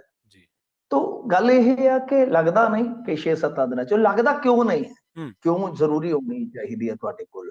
ਤਾਂ ਕਿਉਂ ਦਾ ਜਵਾਬ ਇਹੋ ਆ ਕਿ ਉੱਥੇ ਤੇ ਚੱਲਣ ਦੇ ਇਲੈਕਸ਼ਨ ਗੁਜਰਾਤ ਦੇ ਵਿੱਚ। ਕੱਲ ਵੀ ਆਪਾਂ ਗੱਲ ਕੀਤੀ ਆ, ਅੱਜ ਪਹਿਲੇ ਫੇਜ਼ ਦੀ VOTING ਹੋਈ ਆ, ਹੁਣ ਅਗਲਾ ਫੇਜ਼ ਚੱਲਣਾ ਹੈ। ਦੂਜਾ ਗੇੜ ਚੱਲਣਾ ਤੇ ਉਸ ਤੋਂ ਬਾਅਦ 8 ਤਰੀਕ ਨੂੰ ਰਿਜ਼ਲਟ ਆਉਣਾ ਹੈ। ਜੀ 8 ਤਰੀਕ ਨੂੰ ਰਿਜ਼ਲਟ ਆਉਣਾ, 8 ਤਰੀਕ ਤੱਕ ਅਲਟੀਮੇਟ ਮੈਨੂੰ ਨਹੀਂ ਲੱਗਦਾ ਕਿ ਉਹਨਾਂ ਦੇ ਕੋਲ ਸਿਰ ਖੁਰਕਣ ਜੋਗਾ ਵੀ ਵੇਲ ਹੋਏਗਾ। ਜੀ ਸੋ ਇਸ ਕਰਕੇ ਲੱਗਦਾ ਨਹੀਂ ਹੈ ਕਿ ਜਿਹੜਾ ਇਹ ਜਵਾਬ ਟੋਲ ਰਹੇ ਨੇ, ਜਵਾਬ ਜਿਹੜਾ ਲੱਭ ਰਹੇ ਨੇ ਕਿ ਉਹਨਾਂ ਨੂੰ ਮਿਲੇਗਾ ਕਿਸਾਨ ਆਗੂਆਂ ਨੂੰ, ਤਾਂ ਲੱਗਦਾ ਇਹੋ ਆ ਕਿ ਆਉਣ ਵਾਲੇ ਸਮੇਂ ਦੇ ਵਿੱਚ ਸੰਘਰਸ਼ ਤਿੱਖਾ ਵਿੱਢਣਗੇ। ਉਸ ਸੰਘਰਸ਼ ਦੇ ਪਿੱਛੇ ਕਿਤੇ ਨਾ ਕਿਤੇ ਨਜ਼ਰੀਆ ਇਹ ਵੀ ਰਹੇਗਾ ਕਿ ਗਾਂ 2024 ਆਉਂਦਾ ਪਿਆ ਹੋਏਗਾ, ਤਾਂ 2024 ਹੈ ਜਿਹੜਾ ਉਹ ਕਿਤੇ ਨਾ ਕਿਤੇ ਕਹਿ ਸਕਦੇ ਆ ਕਿ ਥੋੜਾ ਜਿਹਾ ਇਹਨਾਂ ਨੂੰ ਅੰਡਰ ਪ੍ਰੈਸ਼ਰ ਕਰ ਸਕਦਾ ਹੈ ਕਿ ਅਸੀਂ ਕਿਸਾਨਾਂ ਦੇ ਹੱਕ ਦੇ ਵਿੱਚ ਕੁਛ ਨਾ ਕੁਛ ਕਰੀਏ, ਨਹੀਂ ਤਾਂ ਬਈ ਕਸੂਤੇ ਹੋ ਸਕਦੇ ਆ ਅਸੀਂ। ਜੀ ਬਿਲਕੁਲ। ਅਗਲੀ ਖਬਰ ਦੇ ਵੱਲ ਵਧ ਗਏ ਮਿੰਟੂ ਜੀ, ਹੁਣ ਸਾਫ਼ ਹੋਣ ਲੱਗੀ ਹੈ ਗੱਲ ਹੌਲੀ ਹੌਲੀ ਕਿ ਕੇਂਦਰ ਨੇ ਅਨਾਜ ਤੇ ਕੱਟ ਕਿਉਂ ਲਾਇਆ ਜੀ? ਦੇਖੋ ਕੱਟ ਤੇ ਸਾਰੇ ਪਾਸੇ ਲਾਈ ਜਾਂਦੇ ਨੇ। ਜੇ ਜੀ ਤੁਸੀਂ ਉਹ ਦੇਖੋਗੇ ਮਿਡ ਡੇ ਮੀਲ, ਮਿਡ ਡੇ ਮੀਲ 2013-14 ਦੇ ਵਿੱਚ ਉਹਨਾਂ ਦਾ ਜਿਹੜਾ ਬਜਟ ਸੀਗਾ ਜੀ, ਹੁਣ ਦੇ ਤੁਲਨਾਤਮਕ ਦੇਖੋਗੇ ਤਾਂ ਖਾਸਾ ਜ਼ਿਆਦਾ ਘਟਾ ਦਿੱਤਾ ਗਿਆ, ਜੀ ਜੀ ਖਾਸਾ ਘਟਾ ਦਿੱਤਾ ਗਿਆ। ਤੋ ਇਹ ਤਾਂ ਚੀਜ਼ਾਂ ਸਾਫ਼ ਨੇ, ਕੱਟ ਬਹੁਤ ਥਾਵਾਂ ਤੇ ਲੱਗ ਰਹੇ ਆ। ਜੀ ਤਾਂ ਅਨਾਜ ਦੇ ਵਿੱਚ ਜਿਹੜਾ ਇਹਨਾਂ ਨੇ ਕੱਟ ਲਾਇਆ, ਕੱਟ ਆਰਡੀਐਫ ਦਾ ਵੀ ਮਸਲਾ ਹੈਗਾ ਆ, ਤੇ ਨਾਲ ਇਹ ਆ ਕਿ ਜੋ ਇਹਨਾਂ ਨੂੰ ਅਲਾਟ ਕੀਤਾ ਜਾਂਦਾ ਹੈ ਕੱਟ, ਤਾਂ ਉਹ ਵੀ ਇਹਨਾਂ ਨੇ ਮਤਲਬ ਕਿ ਕਿਤੇ ਨਾ ਕਿਤੇ ਕਹਿ ਦਿੱਤਾ ਕਿ ਬਈ ਅਸੀਂ ਜਿਹੜਾ ਉਹ ਤੁਹਾਨੂੰ ਇੰਨਾ ਹੀ ਦੇਵਾਂਗੇ ਅਨਾਜ। ਤਾਂ ਖੈਰ ਦੇਖੋ ਗੱਲਾਂ ਕਈ ਹੁੰਦੀਆਂ ਨੇ, ਇਹਦੇ ਵਿੱਚ ਜਿਹੜੀ ਮੁੱਢਲੇ ਤੌਰ ਤੇ ਚੀਜ਼ ਸਾਹਮਣੇ ਆ ਰਹੀ ਹੈ ਕਿ ਦਰਅਸਲ ਜਦੋਂ ਚੰਨੀ ਸਰਕਾਰ ਬਣੀ ਹੈ, ਤੁਹਾਨੂੰ ਯਾਦ ਹੋਏਗਾ ਕਿ ਕੈਪਟਨ ਸਰਕਾਰ ਵੇਲੇ ਕੁਝ ਕਾਰਡ ਇਹਨਾਂ ਨੇ ਕੱਟ ਦਿੱਤੇ ਸਨ। ਕਾਂਗਰਸ ਨੇ ਫਿਰ ਵੇਖਿਆ ਕਿ ਸਾਡਾ ਵੋਟ ਬੈਂਕ ਜਿਹੜਾ ਉਹ ਨੁਕਸਾਨਿਆ ਜਾਵੇਗਾ, ਤੇ ਫਿਰ ਇਹਨਾਂ ਨੇ ਧੜੱਲੇ ਨਾਲ ਕਾਰਡ ਬਣਾਏ ਸਨ। ਤਾਂ ਕਾਰਡ ਜਿਹੜੇ ਆ ਉਹ ਦੱਸਦੇ ਆ ਕਿ 10 ਲੱਖ ਦੇ ਕਰੀਬ ਕਾਰਡ ਬਣੇ ਆ। ਜੀ ਮਤਲਬ ਕਿ ਉਦੋਂ ਕਾਲੀ ਦੇ ਵਿੱਚ ਉਹ ਜਿਹੜੇ ਕਾਰਡ ਨੇ ਉਹ ਬਣਾ ਦਿੱਤੇ ਗਏ।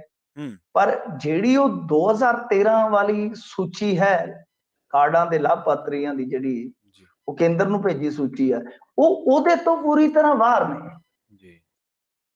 ਹੁਣ ਜਿਹੜੀ ਕੇਂਦਰ ਸਰਕਾਰ ਹੈ ਉਹ ਕਹਿੰਦੀ ਕਿ ਅਸੀਂ ਕੋਟਾ ਤੁਹਾਡੇ ਜਿੰਨੇ ਹੁਣ ਤੁਸੀਂ ਕਾਰਡ ਦਿਖਾ ਰਹੇ ਹੋ, ਅਸੀਂ ਉਹ ਮਤਲਬ ਕਿ ਉਹਨਾਂ ਨੂੰ ਇਨਕਲੂਡ ਕਰਕੇ ਨਹੀਂ ਦੇਣਾ ਅਨਾਜ ਤੁਹਾਨੂੰ।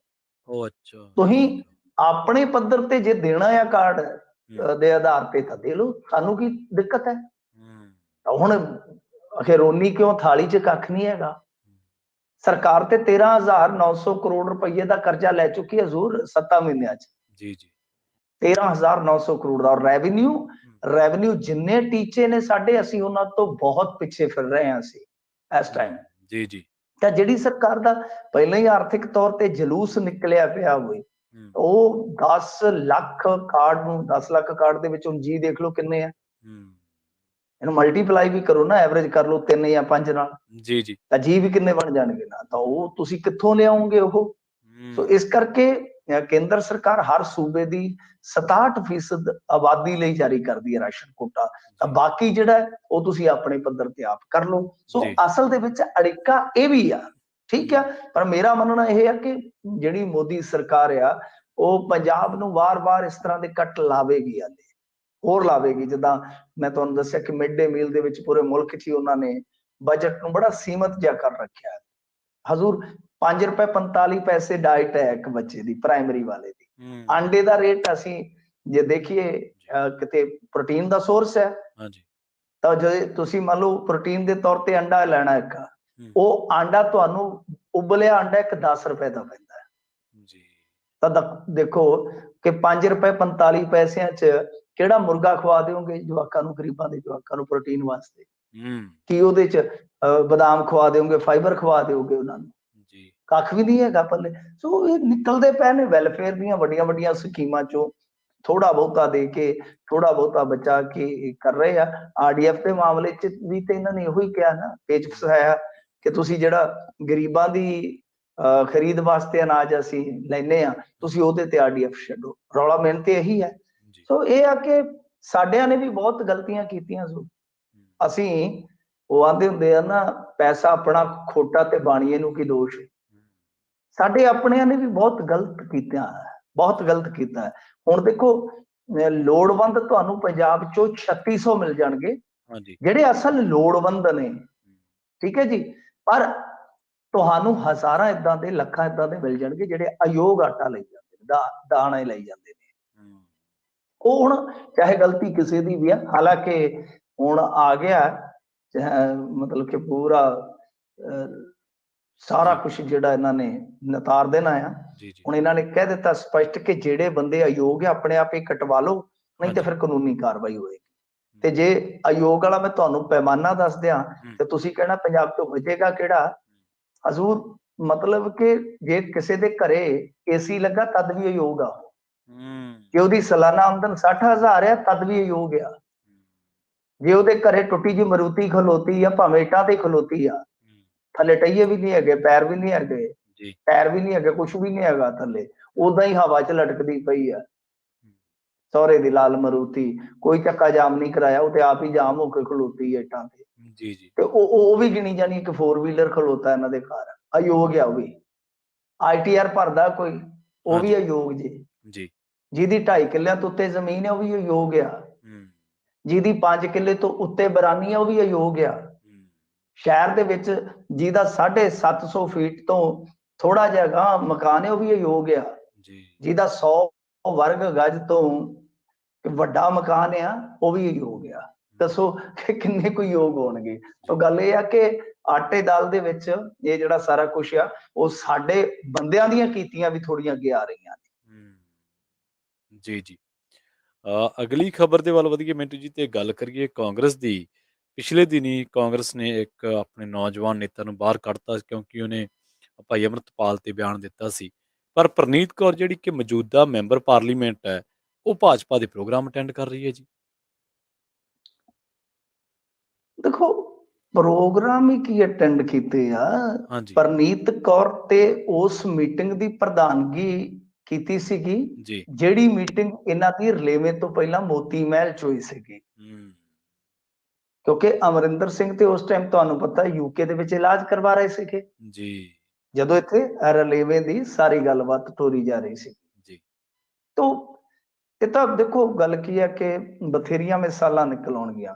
ਤਾਂ ਉਹ ਕਹਾਣੀ ਉੱਥੇ ਖਲੋਤੀ ਆ, ਬੀਬੀ ਪ੍ਰਨੀਤ ਕੌਰ ਭਾਜਪਾ ਦੇ ਰੰਗ ਵਿੱਚ ਰੰਗੇ ਜਾ ਚੁੱਕੇ ਨੇ। ਉਹ ਤੇ ਬਸ ਮਤਲਬ ਕਿ ਜਿੱਦਾਂ ਕਹਿ ਲਓ ਕਿ ਕੰਬਲ ਉਹਨੂੰ ਨਹੀਂ ਛੱਡਦਾ ਤੇ ਉਹ ਕੰਬਲ ਨੂੰ ਨਹੀਂ ਛੱਡਦਾ। ਉਹ ਆਪਣੀ ਮੈਂਬਰਸ਼ਿਪ ਗਵਾਉਣਾ ਨਹੀਂ ਚਾਹੁੰਦੇ, ਇਹ ਆਪਣਾ ਕਹਿ ਲਓ ਕਿ MP ਘਟਾਉਣਾ ਨਹੀਂ ਚਾਹੁੰਦੇ। ਸੋ ਇਸ ਤਰ੍ਹਾਂ ਇਹ ਇੱਕ ਤਰ੍ਹਾਂ ਨਾਲ ਕਹਿ ਲਓ ਕਿ ਬੇਮੇਲ ਜਿਹਾ ਜੋੜਿਆ। ਇਹਨਾਂ ਨੇ ਰਾਜਪੁਰੇ ਕੀਤੀ ਹੈ ਸ਼ਿਰਕਤ ਕੱਲ। ਬਹੁਤ ਵੱਡਾ ਇੱਕ ਨੇਤਾ ਹੈ ਭਾਜਪਾ ਦਾ, ਇਹਨਾਂ ਨੇ ਖਿਲਾਰਿਆ ਸੀਗਾ, ਇਹਨਾਂ ਕਰਕੇ ਉਹ ਇਲੈਕਸ਼ਨ ਲੜ ਰਿਹਾ ਸੀਗਾ। ਤਾਂ ਉਹਦੇ ਸਮਾਗਮ ਦੇ ਵਿੱਚ ਗਏ ਨੇ, ਐਲਾਨੀਆਂ ਗਏ ਨੇ, ਇਹ ਖੁੱਲ ਕੇ ਵਿਚਰ ਰਹੇ ਆ, ਕੋਈ ਮਤਲਬ ਕਿ ਹੈ ਹੀ ਨਹੀਂ। ਇੱਥੋਂ ਤੱਕ ਕਿ ਜਿਹੜੇ ਆ ਪਿੱਛੇ ਜੇ ਪ੍ਰਧਾਨ ਥਾਪੇ ਉੱਥੇ ਪਟਿਆਲੇ ਦੇ ਸ਼ਹਿਰੀ ਤੇ ਦਿਹਾਤੀ, ਉਹਨਾਂ ਨੂੰ ਕੋਈ ਵਧਾਈ ਦਾ ਸੰਦੇਸ਼ ਵੀ ਨਹੀਂ ਤੇ ਉੱਥੇ ਜਾ ਕੇ ਪ੍ਰੋਗਰਾਮਾਂ 'ਚ ਸ਼ਿਰਕਤ ਕਰ ਰਹੇ ਆ। ਤੇ ਇਤੋਂ ਕੀ ਪੈਗਾਮ ਜਾਂਦਾ? ਸਾਫ਼ ਆ ਕਿ ਬਸ ਆ ਰਹਿ ਗਿਆ ਸਾਲ 6 ਮਹੀਨਾ ਤੇ ਉਸ ਤੋਂ ਬਾਅਦ ਬਿਲਕੁਲ ਉਹ ਵੀ ਤੁਹਾਨੂੰ ਭਾਜਪਾ ਦਾ ਜਿਹੜਾ ਕਮਲ ਆ ਉਹ ਲਹਿਰਾਉਂਦੇ ਵੀ ਨਜ਼ਰ ਆ ਜਾਣਗੇ। ਤਾਂ ਉਹਨਾਂ ਦੇ ਮਤਲਬ ਕਿ ਮਨ ਦੇ ਵਿੱਚ ਤਾਂ ਇਸ ਟਾਈਮ ਕਮਲ ਖਿਲ ਚੁੱਕਾ ਹੈ, ਹੌਲੀ ਹੌਲੀ ਬਾਹਰ ਵੀ ਆ ਜਾਏਗਾ। ਤੇ ਉਹ ਜਿਵੇਂ ਮੋਦੀ ਸਾਹਿਬ ਜੈਕਟ ਜੀ ਤੇ ਲਾ ਲੈਂਦੇ ਹੁੰਦੇ ਕਈ ਵਾਰ ਕਮਲ, ਉਹ ਮਨ ਦੇ ਵਿੱਚ ਤਾਂ ਖਿਲਿਆ ਹੋਇਆ ਕਮਲ ਹੈ, ਤਨ ਦੇ ਉੱਤੇ ਵੀ ਕਿਤੇ ਨਾ ਕਿਤੇ ਲੱਗ ਜਾਏਗਾ। ਜੀ। ਅਗਲੀ ਖਬਰ ਦੇ ਵੱਲ ਵਧੀਏ ਮਿੰਟੂ ਜੀ, ਤੇ ਗੱਲ ਕਰੀਏ ਗ੍ਰਿਫਤਾਰ AIG ਦੀ। ਹੁਣ ਉਹਦੀ ਸਪਤਨੀ ਨੂੰ ਵੀ ਪੁੱਛ ਪੜਤਾਲ ਦੇ ਵਿੱਚ ਸ਼ਾਮਲ ਕੀਤਾ ਗਿਆ ਜੀ। ਹਾਂਜੀ ਦੇਖੋ, ਪੁੱਛ ਪੜਤਾਲ ਦੇ ਵਿੱਚ ਸ਼ਾਮਲ ਜਿਹੜਾ ਹੈ ਉਹ ਪਹਿਲਾਂ ਵੀ ਕੀਤਾ ਗਿਆ ਸੀ ਇਹਦੀ ਬੀਵੀ ਨੂੰ, ਕਿਉਂਕਿ ਸਵਾਲ ਜਵਾਬ ਖਾਸੇ ਕਰ ਰਹੇ ਆ। ਤਾਂ ਇਹ ਆਸ਼ੀਸ਼ ਕਪੂਰ ਆ ਜਿਹਨੇ ਸਿੰਜਾਈ ਘੁਟਾਲੇ ਸਮੇਤ ਬਹੁਤ ਸਾਰੇ ਮਾਮਲਿਆਂ ਦੀ ਵਿਜੀਲੈਂਸ ਜਾਂਚ ਵੀ ਕੀਤੀ ਆ।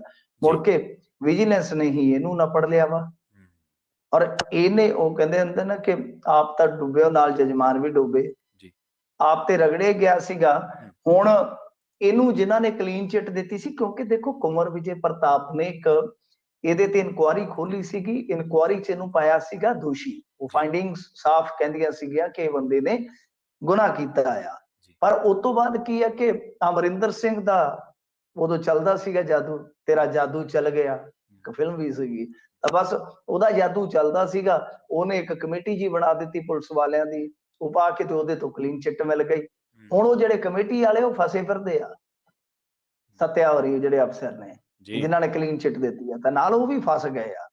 तो गल ये आ कि ਇਹ ਫਸਿਆ ਇਸ ਕਰਕੇ ਆ ਕਿਉਂਕਿ ਇੱਕ ਬੀਬੀ ਨੇ ਦੋਸ਼ ਲਾਇਆ ਸੀਗਾ ਜੀ ਭ੍ਰਿਸ਼ਟਾਖੋਰੀ ਦਾ, ਠੱਗੀ ਠੋਰੀ ਦਾ, ਇਸ ਤੋਂ ਇਲਾਵਾ ਸ਼ੋਸ਼ਣ ਦਾ ਕਾਫੀ ਦੋਸ਼ ਨੇ ਇਹਦੇ ਤੇ। ਵੈਸੇ ਟੈਨਿਸ ਦਾ ਅੱਛਾ ਖਿਡਾਰੀ ਵੀ ਰਿਹਾ ਕਪੂਰ, ਪਰ ਕਈ ਵਾਰ ਖਿਡਾਰੀ ਜਿਹੜੇ ਆ ਉਹ ਗੇਮਾਂ ਗਲਤ ਵੀ ਖੇਡਣੀਆਂ ਸ਼ੁਰੂ ਕਰ ਦਿੰਦੇ ਆ, ਤਾਂ ਫਿਰ ਕਲੀਨ ਬੋਲਡ ਹੋ ਜਾਂਦੇ ਨੇ ਇੱਕ ਮੌਕੇ ਤੇ।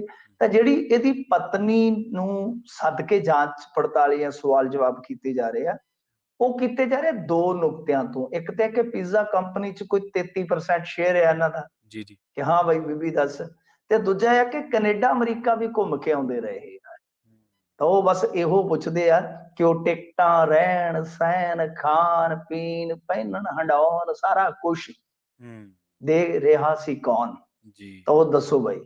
ਤਾਂ ਉਹ ਹੁਣ ਇਹਨਾਂ ਨੂੰ ਦੱਸਣਾ ਪਵੇਗਾ ਕਿ ਉਹ ਜਿਹੜੀਆਂ ਯਾਤਰਾਵਾਂ ਕੀਤੀਆਂ ਨੇ, ਕਿ ਬਾਈ ਉਹਨਾਂ ਯਾਤਰਾਵਾਂ ਦਾ ਖਰਚ ਤੁਸੀਂ ਕਰ ਰਹੇ ਸੀ ਜਾਂ ਕੋਈ ਹੋਰ ਕਰ ਰਿਹਾ ਸੀਗਾ। ਹੋਰ ਕਰ ਰਿਹਾ ਸੀ ਤਾਂ ਕੌਣ ਆ, ਜੇ ਤੁਸੀਂ ਕਰ ਰਹੇ ਸੀ ਤਾਂ ਕਿੱਥੋਂ ਆਏ ਪੈਸੇ, ਕਿੰਨੇ ਖਰਚ ਕੀਤੇ। ਸਵਾਲਾਂ ਦਾ ਕੀ ਹੈ, ਸਵਾਲ ਤੇ ਵਾਧੂ ਹੈ, ਜਿੰਨੇ ਮਰਜ਼ੀ ਲੈ ਲਓ।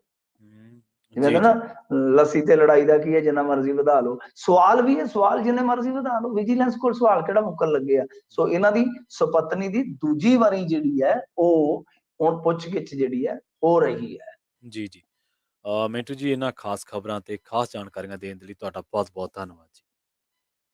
ਸ਼ੁਕਰੀਆ ਸਰ। ਜੀ ਜੀ ਇਹ ਸਨ ਆਪਣੇ ਨਾਲ ਮਿੰਟੂ ਗੁਰਸਰੀਆ ਜੀ, ਪ੍ਰੋਗਰਾਮ ਦੇ ਪਹਿਲੇ ਹਿੱਸੇ ਦੇ ਵਿੱਚ ਜੁੜੇ ਸਨ। ਪ੍ਰੋਗਰਾਮ ਦੇ ਅਗਲੇ ਹਿੱਸੇ ਦੇ ਵਿੱਚ ਆਪਾਂ ਗੱਲਬਾਤ ਕਰਾਂਗੇ ਭਾਰਤ ਦੇ ਵਿੱਚ ਪੱਤਰਕਾਰੀ ਦੀ, ਕਿਉਂਕਿ ਰਵੀਸ਼ ਕੁਮਾਰ ਜਿਹੜੇ ਕਿ ਐਨਡੀਟੀਵੀ ਤੋਂ ਅਸਤੀਫਾ ਦੇ ਚੁੱਕੇ ਨੇ। ਐਨਡੀਟੀਵੀ ਐਲਨ ਮਸਕ ਤੇ ਜੇਸਫ ਬਜੋਸ ਤੋਂ ਬਾਅਦ ਦੁਨੀਆ ਦਾ ਤੀਜੇ ਨੰਬਰ ਦਾ ਅਮੀਰ ਅਦਾਨੀ ਉਹਨੇ ਖਰੀਦ ਲਿਆ। ਉਹਦੇ ਸ਼ੇਅਰਾਂ ਦੀ ਜਿਹੜੀ ਗਿਣਤੀ ਆ, ਉਹ ਜਿਹੜੀ ਦਰ ਹੈ ਫੀਸਦੀ ਆ, ਉਹ ਵੱਧ ਤੇ ਇਸ ਕਰਕੇ ਹੁਣ ਜਿਹੜੀ ਮਾਲਕੀ ਹੈ ਜਾਂ ਹਿੱਸੇਦਾਰੀ ਵੱਧ ਹੋਣ ਕਰਕੇ ਜਿਹੜੇ ਫੈਸਲੇ ਆ ਉਹ ਹੁਣ ਉਹਦੀ ਟੀਮ ਲਊਗੀ। ਤੇ ਇਸ ਕਰਕੇ ਰਵੀਸ਼ ਕੁਮਾਰ ਨੇ ਉਸ ਅਦਾਰੇ ਤੋਂ ਹੁਣ ਤਾੜ ਵੱਟ ਲਈ ਹੈ, ਪਾਸਾ ਕਰ ਲਿਆ, ਆਪਣਾ ਅਸਤੀਫਾ ਜਿਹੜਾ ਦੇ ਦਿੱਤਾ ਹੈ।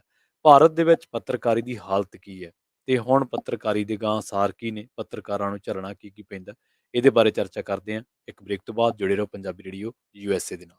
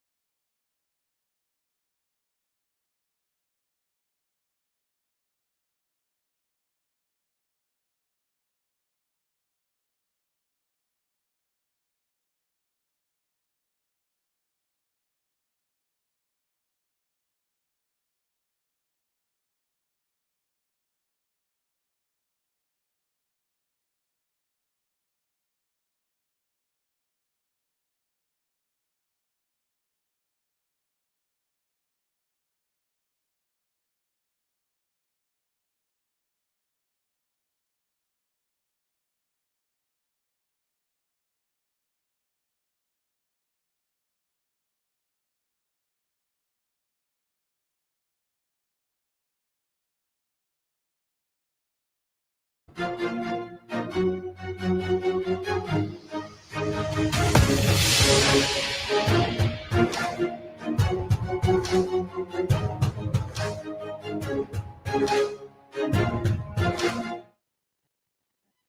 ਤੋਂ ਬਾਅਦ ਇੱਕ ਵਾਰ ਮੁੜ ਤੋਂ ਤੁਹਾਡਾ ਸਾਰਿਆਂ ਦਾ ਸਵਾਗਤ ਹੈ। ਪ੍ਰੋਗਰਾਮ ਖਬਰ ਤੇ ਨਜ਼ਰ ਦੇ ਵਿੱਚ ਤੁਸੀਂ ਜੁੜੇ ਹੋਏ ਹੋ ਪੰਜਾਬੀ ਰੇਡੀਓ ਯੂਐਸਏ ਦੇ ਨਾਲ, ਤੇ ਮੈਂ ਹਾਂ ਪ੍ਰਵੀਨ ਸ਼ਰਮਾ।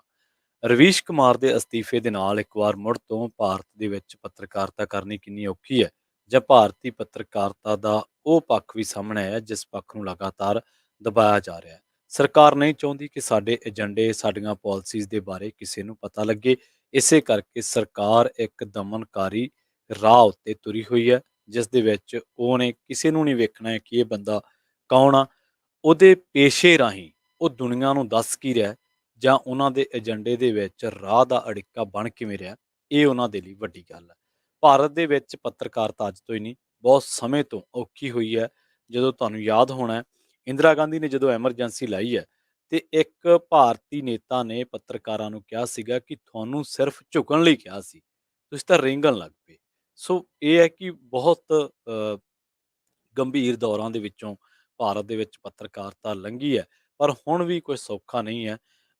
ਭਾਰਤ ਦੇ ਵਿੱਚ ਲੰਘੇ ਦਿਨੀ ਜਿਹੜੀਆਂ ਪੱਤਰਕਾਰਾਂ ਦੀਆਂ ਏਜੰਸੀਆਂ ਨੇ, ਜਾਂ ਕਹਿ ਲਓ ਜਥੇਬੰਦੀਆਂ ਨੇ, ਉਹਨਾਂ ਨੇ ਇੱਕ ਮੀਟਿੰਗ ਕੀਤੀ ਸੀ, ਤੇ ਇਸ ਮੀਟਿੰਗ ਦੇ ਵਿੱਚ ਉਹਨਾਂ ਨੇ ਜਿਸ ਤਰੀਕੇ ਨਾਲ ਦੇਸ਼ ਦੇ ਵਿੱਚ ਪ੍ਰਗਟਾਵੇ ਦੀ ਆਜ਼ਾਦੀ ਨੂੰ ਕੁਚਲਣ ਦੇ ਜਿਹੜੇ ਯਤਨ ਕੀਤੇ ਜਾ ਰਹੇ ਨੇ ਸਰਕਾਰ ਵੱਲੋਂ, ਉਹਨਾਂ ਤੇ ਚਿੰਤਾ ਜ਼ਾਹਰ ਕੀਤੀ ਸੀ। ਆਪਾਂ ਆਮ ਹੀ ਕਿਸੇ ਨੂੰ ਕਹਿ ਦਿੰਦੇ ਹਾਂ, ਯਾਰ ਫਲਾਨਾ ਇਹ ਤਾਂ ਯਾਰ ਇਹ ਤਾਂ ਸਿਰਫ ਪੰਥ ਦੀ ਗੱਲ ਕਰਦਾ ਪੱਤਰਕਾਰ, ਜਾਂ ਫਲਾਨਾ ਪੱਤਰਕਾਰ ਇਹ ਤਾਂ ਯਾਰ ਕਾਮਰੇਡ ਆ, ਜਾਂ ਇਹ ਸਿਰਫ ਆਦੀਵਾਸੀਆਂ ਦੀ ਗੱਲ ਕਰਦਾ। ਹਰ ਪੱਤਰਕਾਰ ਦੀ ਇੱਕ ਆਪਣੀ ਸ਼ੈਲੀ ਹੁੰਦੀ ਹੈ। ਇਹਦੇ ਵਿੱਚ ਕੋਈ ਦੋ ਰਾਏ ਨਹੀਂ ਕਿ ਉਹ ਕਈ ਵਾਰੀ ਸੱਤਾ ਪੱਖੀ ਵੀ ਹੋ ਜਾਂਦਾ। ਸੱਤਾ ਪੱਖੀ ਬੰਦੇ ਨੂੰ ਆਪਾਂ ਪੱਤਰਕਾਰ ਨਹੀਂ ਕਹਿ ਸਕਦੇ। ਸੱਤਾ ਦੇ ਨਾਲ ਆਡਾ ਲਾਉਣ ਵਾਲੇ ਤੇ ਲੋਕਾਂ ਦੀ ਹੱਕ ਸੱਚ ਦੀ ਗੱਲ ਕਰਨ ਵਾਲੇ ਬੰਦੇ ਨੂੰ ਤਾਂ ਪੱਤਰਕਾਰ ਕਿਹਾ ਜਾ ਸਕਦਾ ਹੈ, ਬਸ਼ਰਤੇ ਉਹਦੀ ਆਈਡੀਓਲੋਜੀ ਕੋਈ ਵੀ ਹੋਵੇ, ਪਰ ਉਹ ਫਿਰਕੂ ਨਾ ਹੋਵੇ। ਇਹ ਨਾ ਹੋਵੇ ਕਿ ਹਾਂ ਮੈਂ ਪੱਤਰਕਾਰ ਹਾਂ, ਮੈਂ ਹਿੰਦੂ ਹਾਂ, ਮੈਂ ਮੁਸਲਮਾਨਾਂ ਤੋਂ ਕੀ ਲੈਣਾ, ਮੈਂ ਸਿੱਖਾਂ ਤੋਂ ਕੀ ਲੈਣਾ। ਨਹੀਂ, ਜੇ ਉਹ ਪੱਤਰਕਾਰ ਆ ਤਾਂ ਉਹਨੂੰ ਦਰਦ ਹੈ ਕਿ, ਮੰਨ ਲਓ ਮਿਸਾਲ ਦੇ ਤੌਰ ਤੇ ਕੋਈ ਹਿੰਦੂ ਪੱਤਰਕਾਰ ਹੈ, ਉਹਨੂੰ ਦਰਦ ਹੈ ਕਿ ਯਾਰ ਕਸ਼ਮੀਰੀ ਪੰਡਤਾਂ ਦਾ ਉਜਾੜਾ ਹੋਇਆ ਜੰਮੂ ਕਸ਼ਮੀਰ ਦੇ ਵਿੱਚੋਂ, ਤਾਂ ਫਿਰ ਉਹਨੂੰ ਬੋਲਣਾ ਪੈਣਾ 84 ਸਿੱਖ ਕਤਲੇਆਮ ਤੇ, ਕਿ ਸਿੱਖਾਂ ਦਾ ਕਿਵੇਂ ਜੈਨੋਸਾਈਡ ਹੋਇਆ। ਉਹਨੂੰ ਦਰਬਾਰ ਸਾਹਿਬ ਤੇ ਸ੍ਰੀ ਅਕਾਲ ਤਖਤ ਸਾਹਿਬ ਤੇ ਹਮਲੇ ਦੀ ਵੀ ਗੱਲ ਕਰਨੀ ਪੈਣੀ ਹੈ, ਉਹਨੂੰ ਚਿੱਠੀ ਸਿੰਘਪੁਰਾ ਦੀ ਵੀ ਗੱਲ ਕਰਨੀ ਪੈਣੀ ਹੈ, ਉਹਨੂੰ ਪੀਲੀ ਭੀਤ ਦੀ ਵੀ ਗੱਲ ਕਰਨੀ ਪੈਣੀ ਹੈ ਜੇਲ੍ਹ ਦੀ। ਇਸ ਤੋਂ ਇਲਾਵਾ ਉਹਨਾਂ ਨੂੰ ਬੰਦੀ ਸਿੰਘਾਂ ਦੀ ਗੱਲ ਕਰਨੀ ਪੈਣੀ ਹੈ, ਪੰਥ ਦੇ ਹੋਰ ਮਸਲਿਆਂ ਦੀ। ਹਰ ਜਿੱਥੇ ਨਿਆਂ ਨਹੀਂ ਹੋਇਆ, ਜਿੱਥੇ ਦੱਬਿਆ ਗਿਆ, ਕੁਚਲਿਆ ਗਿਆ, ਉਹਦੇ ਨਾਲ ਖੜਨਾ ਪੈਣਾ। ਔਰ ਇਹ ਨਹੀਂ ਗਾ ਕਿ ਉਹ ਜਦੋਂ ਉੱਥੋਂ ਦੀ ਗੱਲ ਚੱਲੀ, ਕਸ਼ਮੀਰ ਦੀ ਗੱਲ ਚੱਲੀ, ਉਹ ਤਾਂ ਵੜਕ ਵੜਕ ਕੇ ਸਟੇਜਾਂ ਉੱਤੋਂ ਕਵੇ ਕਿ ਆਹ ਹੋਣਾ ਚਾਹੀਦਾ, ਆਹ ਹੋਣਾ ਚਾਹੀਦਾ। ਜਦੋਂ ਸਿੱਖਾਂ ਦੀ ਗੱਲ ਆਵੇ ਤਾਂ ਉਦੋਂ ਕਵੇ ਨਹੀਂ। ਤੇ ਨਾ ਹੀ ਇਹ ਹੋਵੇ ਕਿ ਜਦੋਂ ਮੁਸਲਮਾਨਾਂ ਦੀ ਗੱਲ ਆਵੇ, ਜਦੋਂ ਗੁਜਰਾਤ ਕਤਲੇਆਮ ਦੀ ਗੱਲ ਆਵੇ, ਜਾਂ ਜਦੋਂ ਤਬਲੀਗੀ ਜਮਾਤ ਦੀ ਗੱਲ ਆਵੇ, ਜਦੋਂ ਦਿੱਲੀ ਦੇ ਵਿੱਚ CAA ਦੇ ਲਈ ਨਾਅਰੇ ਲਾ ਰਹੇ ਸੀ, ਉਹਨਾਂ ਦੀ ਗੱਲ ਆਵੇ, ਤਾਂ ਉਦੋਂ ਉਹ ਚੁੱਪ ਕਰ ਜੇ। ਨਹੀਂ, ਪੱਤਰਕਾਰਤਾ ਇਨਸਾਨੀਅਤ ਦੇ ਨਾਲ ਚੱਲਦੀ ਹੈ, ਫਿਰਕਿਆਂ ਦੇ ਨਾਲ ਨਹੀਂ ਚੱਲਦੀ। ਸੋ ਪਿਛਲੇ ਦਿਨੀ ਕੀ ਹੋਇਆ ਸੀਗਾ, ਮੈਨੂੰ ਚੰਗੀ ਤਰ੍ਹਾਂ ਯਾਦ ਆ। Press club of India, editor guild of India, press association, Bharatiya Mahila press corps, Delhi union of journalists, DG Pub news India foundation ਤੇ ਵਰਕਿੰਗ ਨਿਊਜ਼ ਕੈਮਰਾਮੈਨ ਐਸੋਸੀਏਸ਼ਨ ਦੇ ਨੁਮਾਇੰਦੇ ਸ਼ਾਮਲ ਹੋਏ ਸੀਗੇ। ਤੇ ਇਹ ਦੱਸਿਆ ਸੀਗਾ ਕਿ ਪ੍ਰਧਾਨ ਮੰਤਰੀ ਜੀ, ਤੁਸੀਂ G7 ਸਿਖਰ ਸੰਮੇਲਨ ਦੇ ਦੌਰਾਨ ਬੋਲਣ ਦੀ ਤੇ ਸੋਚਣ ਦੀ ਆਜ਼ਾਦੀ ਬਾਰੇ ਮਤੇ ਉੱਤੇ ਕੀਤੇ ਗਏ ਦਸਤਖਤਾਂ ਨੂੰ ਯਾਦ ਕਰੋ। ਤੁਸੀਂ ਉੱਥੇ ਕਿਹਾ ਸੀਗਾ ਕਿ ਲੋਕਤੰਤਰ ਦੇ ਵਿੱਚ, ਡੈਮੋਕ੍ਰੇਸੀ ਦੇ ਵਿੱਚ ਪ੍ਰੈਸ ਨੂੰ ਆਜ਼ਾਦੀ ਹੋਣੀ ਚਾਹੀਦੀ ਹੈ, ਪਰ ਕੀ ਇੱਥੇ ਪ੍ਰੈਸ ਦੀ ਆਜ਼ਾਦੀ ਹੈ? ਪੱਤਰਕਾਰਾਂ ਦੇ ਇੱਕ ਧੜੇ ਨੂੰ ਤੁਸੀਂ ਕੱਟੜ ਭਗਤ ਬਣਾ ਰਹੇ ਹੋ, ਤੇ ਪੱਤਰਕਾਰਾਂ ਦੇ ਇੱਕ ਧੜੇ ਨੂੰ ਤੁਹਾਡੇ ਬੰਦੇ ਜਿਹੜੇ ਹਿੰਦੂ ਤਵੀ ਜਥੇਬੰਦੀਆਂ ਦੇ ਨਾਲ ਤਾਲੁਕਾਤ ਆ, ਉਹ ਗਾਲਾਂ ਕੱਢਦੇ ਨੇ, ਟ੍ਰੋਲਿੰਗ ਕਰਦੇ ਨੇ, ਧੀਆਂ ਭੈਣਾਂ ਦੀਆਂ ਗਾਲਾਂ ਉਹਨਾਂ ਨੂੰ ਸਿੱਧੀਆਂ ਕੱਢਦੇ ਨੇ, ਤੇ ਉਹਨਾਂ ਨੂੰ ਧਮਕੀਆਂ ਦਿੰਦੇ ਨੇ, ਪਰਿਵਾਰ ਤੱਕ ਧਮਕੀਆਂ ਦਿੱਤੀਆਂ ਜਾਂਦੀਆਂ। ਸੋ ਪੱਤਰਕਾਰਾਂ ਨੂੰ ਸਮਾਜ ਦੇ ਲਈ ਖਤਰੇ ਦੇ ਰੂਪ ਦੇ ਵਿੱਚ ਇੱਕ ਗੁੱਝੇ ਏਜੰਡੇ ਦੇ ਰਾਹੀਂ ਪੇਸ਼ ਕੀਤਾ ਜਾ ਰਿਹਾ ਹੈ। ਸੋ ਇੱਥੇ ਇਹ ਹੈ ਕਿ ਪਿਛਲੇ ਦਿਨੀ ਸਰਕਾਰ ਨੇ ਜਦੋਂ COVID-19 ਦੇ ਨਿਯਮ ਬਣਾਏ ਸੀਗੇ, ਤੇ ਉਦੋਂ 300 ਪੱਤਰਕਾਰਾਂ ਦੀ ਮਾਨਤਾ ਰੱਦ ਕਰਤੀ ਸੀਗੀ, ਤਾਂ ਕਰਕੇ ਕਿਉਂਕਿ ਉਹ COVID-19 ਦੇ ਦੌਰਾਨ ਜਦੋਂ ਕਰੋਨਾ ਵਾਇਰਸ ਸੀਗਾ, ਤਾਂ ਉਦੋਂ ਸਰਕਾਰ ਵੱਲੋਂ ਜਿਹੜੀ ਵਿਵਸਥਾ ਸੀ ਉਹਦੇ ਤੇ ਉਹ ਕਿੰਤੂ ਪ੍ਰੰਤੂ ਕਰ ਰਹੇ ਸੀ, ਉਹਦੇ ਬਾਰੇ ਲੋਕਾਂ ਨੂੰ ਦੱਸ ਰਹੇ ਸੀਗੇ। ਸੋ ਇਹ ਪੱਤਰਕਾਰਤਾ ਕਰਨੀ ਇੰਨੀ ਔਖੀ ਆ। ਅੱਜ ਵੀ ਸਾਡੇ ਵਿੱਚ ਬੇਸ਼ੱਕ ਉਹ ਰੂਹਾਂ ਨਹੀਂ ਰਹੀਆਂ, ਜਿਨ੍ਹਾਂ ਨੇ ਪੰਜਾਬ ਦੇ ਵਿੱਚ ਜਦੋਂ ਦਰਬਾਰ ਸਾਹਿਬ ਤੇ ਹਮਲਾ ਹੋਇਆ, ਫੌਜਾਂ ਚੜ੍ਹ ਕੇ ਆਈਆਂ, ਤੀਜਾ ਘੱਲੂਘਾਰਾ ਹੋਇਆ, ਤਾਂ ਉਦੋਂ ਉਹਨਾਂ ਨੇ ਬੜੀ ਆਲਾ ਦਰਜੇ ਦੀ ਪੱਤਰਕਾਰਤਾ ਕੀਤੀ। ਪੱਤਰਕਾਰਤਾ ਦੀ ਦੁਨੀਆ ਦੇ ਵਿੱਚ ਉਹਨਾਂ ਦਾ ਨਾਮ ਬੜੇ ਸਤਿਕਾਰ ਦੇ ਨਾਲ, ਬੜੇ ਅਦਬ ਦੇ ਨਾਲ ਲਿਆ ਜਾਂਦਾ, ਔਰ ਇਹ ਇਹੋ ਜਿਹੀਆਂ ਕਲਮਾਂ ਆਉਂਦੀਆਂ ਹੀ ਰਹਿਣਗੀਆਂ। ਇਸੇ ਤਰ੍ਹਾਂ ਤੁਹਾਨੂੰ ਯਾਦ ਹੋਣਾ, ਭਾਰਤ ਦੇ ਵਿੱਚ ਜਿਹੜਾ writers and ਰਿਸਕਸ analysis the group ਦੀ ਇੱਕ ਰਿਪੋਰਟ ਸੀਗੀ, ਤੇ ਉਹਦੇ ਵਿੱਚ ਇਹ ਕਿਹਾ ਗਿਆ ਸੀਗਾ ਕਿ 25 ਮਾਰਚ ਤੋਂ ਲੈ ਕੇ 31 ਮਈ, ਮਾਰਚ, ਅਪ੍ਰੈਲ ਤੇ ਮਈ 2 ਮਹੀਨਿਆਂ ਦੇ ਵਿੱਚ 55 ਪੱਤਰਕਾਰਾਂ ਨੂੰ ਪੁਲਿਸ ਨੇ ਜੇਲ੍ਹਾਂ ਦੇ ਅੰਦਰ ਡੱਕ ਦਿੱਤਾ ਸੀਗਾ। ਤੇ ਇੱਥੇ ਜਿਹੜੇ ਯੋਗੀ ਆ, ਯੂਪੀ ਦਾ ਮੁੱਖ ਮੰਤਰੀ, ਉਹਨੇ ਇੱਕ ਪੱਤਰਕਾਰ ਨੂੰ ਸਿਰਫ ਇਸ ਕਰਕੇ ਜੇਲ੍ਹ ਦੇ ਵਿੱਚ ਡੱਕਤਾ ਸੀ ਕਿਉਂਕਿ ਉਹ ਪੱਤਰਕਾਰ ਜਿਹੜਾ ਸੀਗਾ, ਉਹਨੇ ਮਿਡ ਡੇ ਮੀਲ ਤੇ ਸਟੋਰੀ ਕੀਤੀ ਸੀ। ਮਿਡ ਡੇ ਮੀਲ ਦੇ ਵਿੱਚ ਕੀ ਸੀਗਾ ਕਿ ਜਵਾਕਾਂ ਨੂੰ ਨਮਕ ਦੇ ਨਾਲ ਰੋਟੀ ਦਿੱਤੀ ਜਾ ਰਹੀ ਸੀ, ਸਿਰਫ ਇਕੱਲੇ ਲੂਣ ਦੇ ਨਾਲ। ਹੁਣ ਉੱਥੇ ਉਹ ਪੱਤਰਕਾਰ ਨੇ ਤਾਂ ਨਹੀਂ ਨਾ ਦੇਖਿਆ ਕਿ ਇਹ ਜਵਾਕ ਹਿੰਦੂ ਦਾ ਹੈ, ਮੁਸਲਮਾਨ ਦਾ ਹੈ, ਸਿੱਖ ਦਾ, ਈਸਾਈ ਦਾ, ਬੋਧੀ ਦਾ, ਜੈਨੀ ਦਾ, ਕਿਹਦਾ। ਉਹਨੇ ਸਿਰਫ ਸਕੂਲ ਤੇ ਸਟੋਰੀ ਕੀਤੀ, ਤੇ ਇਹੀ ਪੇਸ਼ਾ ਸਿਖਾਉਂਦਾ ਕਿ ਤੁਸੀਂ ਇਹ ਨਹੀਂਗਾ ਕਿ ਜਦੋਂ ਤੁਹਾਡੇ ਫਿਰਕੇ ਦੀ ਗੱਲ ਹੋਵੇ ਉਦੋਂ ਤੁਸੀਂ ਬੋਲੀ ਚਲੋ, ਤੇ ਜਦੋਂ ਦੂਜੇ ਦੇ ਫਿਰਕੇ ਦੀ ਗੱਲ ਹੋਵੇ ਉਹ ਤੁਸੀਂ ਨਾ ਬੋਲੋ। ਇਹ ਸੇਮ ਗੱਲ ਲਾਗੂ ਹੁੰਦੀ ਆ, ਭਾਵੇਂ ਉਹ ਕਾਮਰੇਡ ਨੇ, ਭਾਵੇਂ ਉਹ ਹੋਰ ਖੱਬੇ ਪੱਖੀਆਂ ਧਿਰਾਂ ਨੇ, ਭਾਵੇਂ ਸੱਜੇ ਪੱਖੀਆਂ ਧਿਰਾਂ ਨੇ, ਭਾਵੇਂ ਕੋਈ ਫਿਰਕਾ ਹੈ, ਤਾਂ ਤੁਹਾਨੂੰ ਉੱਥੇ ਗੱਲ ਕਰਨੀ ਪੈਣੀ ਹੈ। ਇੱਥੇ ਅਸੀਂ ਜੇ ਪੰਜਾਬ ਦੇ ਐਂਗਲ ਤੋਂ ਗੱਲ ਕਰਦੇ ਹਾਂ, ਜੇਕਰ ਅਸੀਂ ਗੱਲ ਕਰਦੇ ਹਾਂ ਪੰਥਕ ਲੋਕਾਂ ਦੀ, ਪੰਥਕ ਇਕੱਠਾਂ ਦੀ, ਜਾਂ ਉਹਨਾਂ ਲੋਕਾਂ ਦੀ ਜਿਹੜੇ ਲੋਕ ਜਿਨ੍ਹਾਂ ਨੂੰ ਚਰੀਆਂ ਚੋਂ, ਸਕੂਲਾਂ, ਕਾਲਜਾਂ, ਸੱਥਾਂ ਚੋਂ ਚੁੱਕ ਚੁੱਕ ਕੇ ਪੰਜਾਬ ਪੁਲਿਸ ਨੇ, ਭਾਰਤੀ ਸਟੇਟ ਨੇ ਖਪਾ ਦਿੱਤਾ ਸੀਗਾ, ਤਾਂ ਸਾਨੂੰ ਗੱਲ ਖੱਬੇ ਪੱਖੀਆਂ ਧਿਰਾਂ ਦੇ ਜਿਹੜੇ ਲੋਕ ਜ਼ਬਰ ਦਾ ਸ਼ਿਕਾਰ ਹੋਏ ਨੇ, ਬਾਬਾ ਬੂਝਾ ਸਿੰਘ ਵਰਗੇ ਲੋਕਾਂ ਤੋਂ ਲੈ ਕੇ ਤੇ ਹੁਣ ਤੱਕ ਵੀ ਜਿੰਨੇ ਹੋ ਰਹੇ ਨੇ, ਤਾਂ ਸਾਨੂੰ ਗੱਲ ਉਹਨਾਂ ਦੀ ਵੀ ਕਰਨੀ ਪੈਣੀ ਹੈ। ਸੋ ਕਈ ਵਾਰੀ ਅਸੀਂ ਵਰਗ ਵੰਡ ਕਰ ਲੈਂਦੇ ਹਾਂ, ਪਰ ਇਹ ਨਹੀਂ ਹੋਣਾ ਚਾਹੀਦਾ। ਦਿੱਲੀ ਦੇ ਵਿੱਚ ਕੀ ਹੋਇਆ ਸੀ ਪਿਛਲੇ ਦਿਨੀ, ਦਿੱਲੀ ਦੇ ਵਿੱਚ ਜਦੋਂ ਭੀੜ ਹਿੰਸਾ ਭੜਕੀ ਸੀ, ਜਦੋਂ ਜਿਹਦੇ ਵਿੱਚ ਉਹ ਕਹਿੰਦੇ ਸੀ ਦੇਸ਼ ਕੇ ਗੱਦਾਰੋਂ ਕੋ ਗੋਲੀ ਮਾਰੋ ਡੈਸ਼ ਕ ਅਨੁਰਾਗ ਠਾਕੁਰ ਇਹਨਾਂ ਦਾ ਜਿਹੜਾ ਮੰਤਰੀ ਹੈ, ਉਹ ਕਹਿੰਦਾ ਸੀ। ਉਦੋਂ ਵੀ ਕਾਰਵਾਂ ਮੈਗਜ਼ੀਨ ਦੇ 3 ਪੱਤਰਕਾਰਾਂ, ਜਿਹਦੇ ਵਿੱਚ ਪ੍ਰਭਜੀਤ ਸਿੰਘ, ਸ਼ਾਹਿਦ ਤਾਂਤਰੇ ਤੇ ਇੱਕ ਔਰਤ ਪੱਤਰਕਾਰ ਸੀ, ਉਹਨਾਂ ਨੂੰ ਭੀੜ ਨੇ ਘੇਰ ਲਿਆ।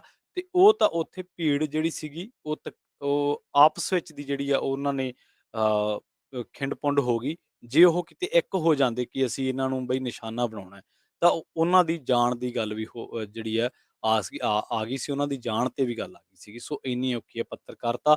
ਪਰ ਲਾਹਨਤ ਆ ਉਹਨਾਂ ਲੋਕਾਂ ਨੂੰ ਜਿਹੜੇ ਇੱਕ ਮੱਧ ਪ੍ਰਦੇਸ਼ ਦੇ ਵਿੱਚ ਇੱਕ ਫੋਟੋਗ੍ਰਾਫਰ, ਜਰਨਲਿਸਟ ਕੁੜੀ, ਧੀ ਸਾਡੀ, ਉਹ ਇੱਕ ਭੀੜ ਨੂੰ ਕਵਰ ਕਰ ਰਹੀ ਸੀਗੀ। ਭੀੜ ਨੇ ਕੀ ਕੀਤਾ, ਪਹਿਲਾਂ ਉਹਦਾ ਕੈਮਰਾ ਖੋਹਿਆ। ਇਹ ਭੀੜ ਹਿੰਦੂ ਤਵੀ ਜਥੇਬੰਦੀਆਂ ਦੀ ਸੀਗੀ, ਮੁਜ਼ਾਹਰਾ ਕਰ ਰਹੀ ਸੀ। ਉਹਦਾ ਕੈਮਰਾ ਫੜ ਕੇ ਤੋੜ ਦਿੱਤਾ ਤੇ ਉਸ ਤੋਂ ਬਾਅਦ ਉਹਦੇ ਨਾਲ ਗਾਲੀ ਗਲੋਚ ਕੀਤਾ ਗਿਆ। ਲਾਹਨਤ ਆ ਉਹਨਾਂ ਲੋਕਾਂ ਨੂੰ ਲੱਖ ਦੀ ਜਿਹੜੇ ਇੱਕ ਕੁੜੀ ਨਾਲ ਗਾਲੀ ਗਲੋਚ ਕਰਦੇ ਆ। ਜੇਕਰ ਤੁਹਾਡੇ ਇੰਨੇ ਡੋਲੇ ਫਰਕਦੇ ਆ ਤੇ ਜਾ ਕੇ ਦੱਸ ਦੇਣ ਗਲਵਾਨ ਵਾਲੇ ਪਾਸੇ ਲਾਓ ਖਾਂ, ਜਿੱਧਰ ਚੀਨ ਕਹਿੰਦਾ ਅਸੀਂ ਹਮਲਾ ਕਰਨਾ, ਜਾ ਕੇ ਦੱਸ ਦੇਣ ਇੱਧਰ ਕਾਰਗਿਲ ਦੀ ਚੋਟੀ ਤੇ ਲਾਇਓ।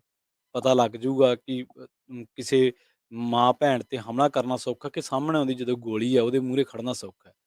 ਜੇ ਇੰਨੇ ਡੋਲੇ ਫਰਕਦੇ ਆ ਤੇ ਭਾਰਤ ਦੇ ਵਿੱਚ ਜਿਹੜੀਆਂ ਹੋਰ ਘਟਨਾਵਾਂ ਹੋ ਰਹੀਆਂ, ਉੱਥੇ ਜਾ ਕੇ ਖੜ ਜਾਓ। ਉਹ ਮੋਰ ਵੀ ਪੁਲ ਡਿੱਗ ਗਿਆ, ਉੱਥੇ ਜਾ ਕੇ ਪੁਲਿਸ ਨਾਲ ਲਾਸ਼ਾਂ ਹੀ ਲੁਭਾ ਦਿਓ ਜਿਹੜੀਆਂ ਅੱਜ ਤੱਕ ਨਹੀਂ ਲੱਭੀਆਂ। ਕਦੇ ਇਹੀ ਕਹਿ ਦਿਓ ਸਰਕਾਰ ਨੂੰ ਕਿ ਭਾਈ ਸਾਨੂੰ ਤੁਸੀਂ 4-4 ਸਾਲਾਂ ਵਾਸਤੇ ਅਗਨੀਵੀਰ ਭਰਤੀ ਕਰੀ ਜਾਂਦੇ ਆ, ਜੇ 21 ਸਾਲਾਂ ਦੇ ਭਰਤੀ ਹੋ ਗਏ, 25 ਸਾਲਾਂ 'ਚ ਬੇਰੁਜ਼ਗਾਰ ਫੇਰ ਹੋ ਜਾਣਾ, ਕੀ ਕਰਾਂਗੇ? ਪਰ ਨਹੀਂ, ਕਿਉਂਕਿ ਇਹ ਬ੍ਰੇਨ ਵਾਸ਼ ਕੀਤਾ ਹੋਇਆ, ਇੱਕ ਖਾਸ ਏਜੰਡੇ ਦੇ ਤਹਿਤ ਬ੍ਰੇਨ ਵਾਸ਼ ਆ। ਇਹਨਾਂ ਲੋਕਾਂ ਨੂੰ ਨਹੀਂ ਦਿੰਦੀਆਂ ਗੰਗਾ ਦੇ ਵਿੱਚ ਤੈਰਦੀਆਂ ਲਾਸ਼ਾਂ ਕਰੋਨਾ ਵਾਇਰਸ ਦੇ ਵਿੱਚ। ਇਹਨਾਂ ਲੋਕਾਂ ਨੂੰ ਨਹੀਂ ਦਿੰਦੇ ਉਹ ਛਾਲੇ ਜਿਹੜੇ ਪੰਜਾਬ ਤੋਂ ਜਾ ਕੇ 3-3 ਸਟੇਟਾਂ ਟੱਪ ਕੇ ਦਿਹਾੜੀਦਾਰ, ਗਰੀਬ ਮਜ਼ਦੂਰ ਉੱਥੇ ਗਏ। ਇਹ ਇੱਥੇ ਕਈ ਆ ਕੇ ਜਿਹੜੇ ਆ ਉਹ ਲੁਧਿਆਣੇ ਦੇ ਵਿੱਚ ਤਾਂ ਫਾਈਨੈਂਸ਼ੀਅਲੀ ਸਟਰੋਂਗ ਹੋ ਗਏ ਆ, ਯੂਪੀ, ਬਿਹਾਰ ਤੋਂ ਲੋਕ ਆ ਕੇ, ਤੇ ਪੰਜਾਬੀਆਂ ਦੇ ਕਈ ਵਾਰੀ ਗਲ ਵੀ ਪੈ ਜਾਂਦੇ ਆ। ਪਰ ਪੰਜਾਬੀ ਫਿਰ ਵੀ ਇੰਨੀ ਦਰਿਆਦਿਲ ਕੌਮ ਆ ਕਿ ਉਹਨਾਂ ਲੋਕਾਂ ਨੂੰ ਜਾਂਦਿਆਂ ਨੂੰ ਲੰਗਰ ਵੀ ਵੰਡੇ, ਤੇ ਉਹਨਾਂ ਲੋਕਾਂ ਨੂੰ ਤਣ ਦੇ ਉੱਤੇ ਪਹਿਨਣ ਦੇ ਲਈ ਓਟ ਆਸਰਾ ਵੀ ਦਿੱਤਾ ਕਿ ਜਿੱਥੇ ਆਰਾਮ ਕਰੋਗੇ, ਗਰਮੀ ਹੈ ਕਿਉਂਕਿ ਮਈ ਜੂਨ ਦੇ ਦਿਨ ਸੀਗੇ, ਜਿੱਥੇ ਆਰਾਮ ਕਰੋਗੇ ਆਹ ਲਓ ਪਾਣੀ ਦੀਆਂ ਬੋਤਲਾਂ ਲੈ ਜਾਓ, ਉੱਥੇ ਜਾ ਕੇ ਪੀ ਲਓ ਜਿੱਥੇ ਵੀ ਤੁਹਾਨੂੰ ਲੋੜ ਹੋਈ। ਸੋ ਇਸ ਤਰ੍ਹਾਂ ਦੀਆਂ ਵੀ ਅਸੀਂ ਮਿਸਾਲਾਂ ਦੇਖੀਆਂ। ਪਰ ਤੁਸੀਂ ਦੇਖੋ ਲਗਾਤਾਰ ਬਥੇਰੇ ਨਾਂ ਨੇ ਮੇਰੇ ਤਾਂ ਜਿਹੜੇ ਮੂੰਹ ਜਵਾਨੀ ਰਟੇ ਹੋਏ ਨੇ।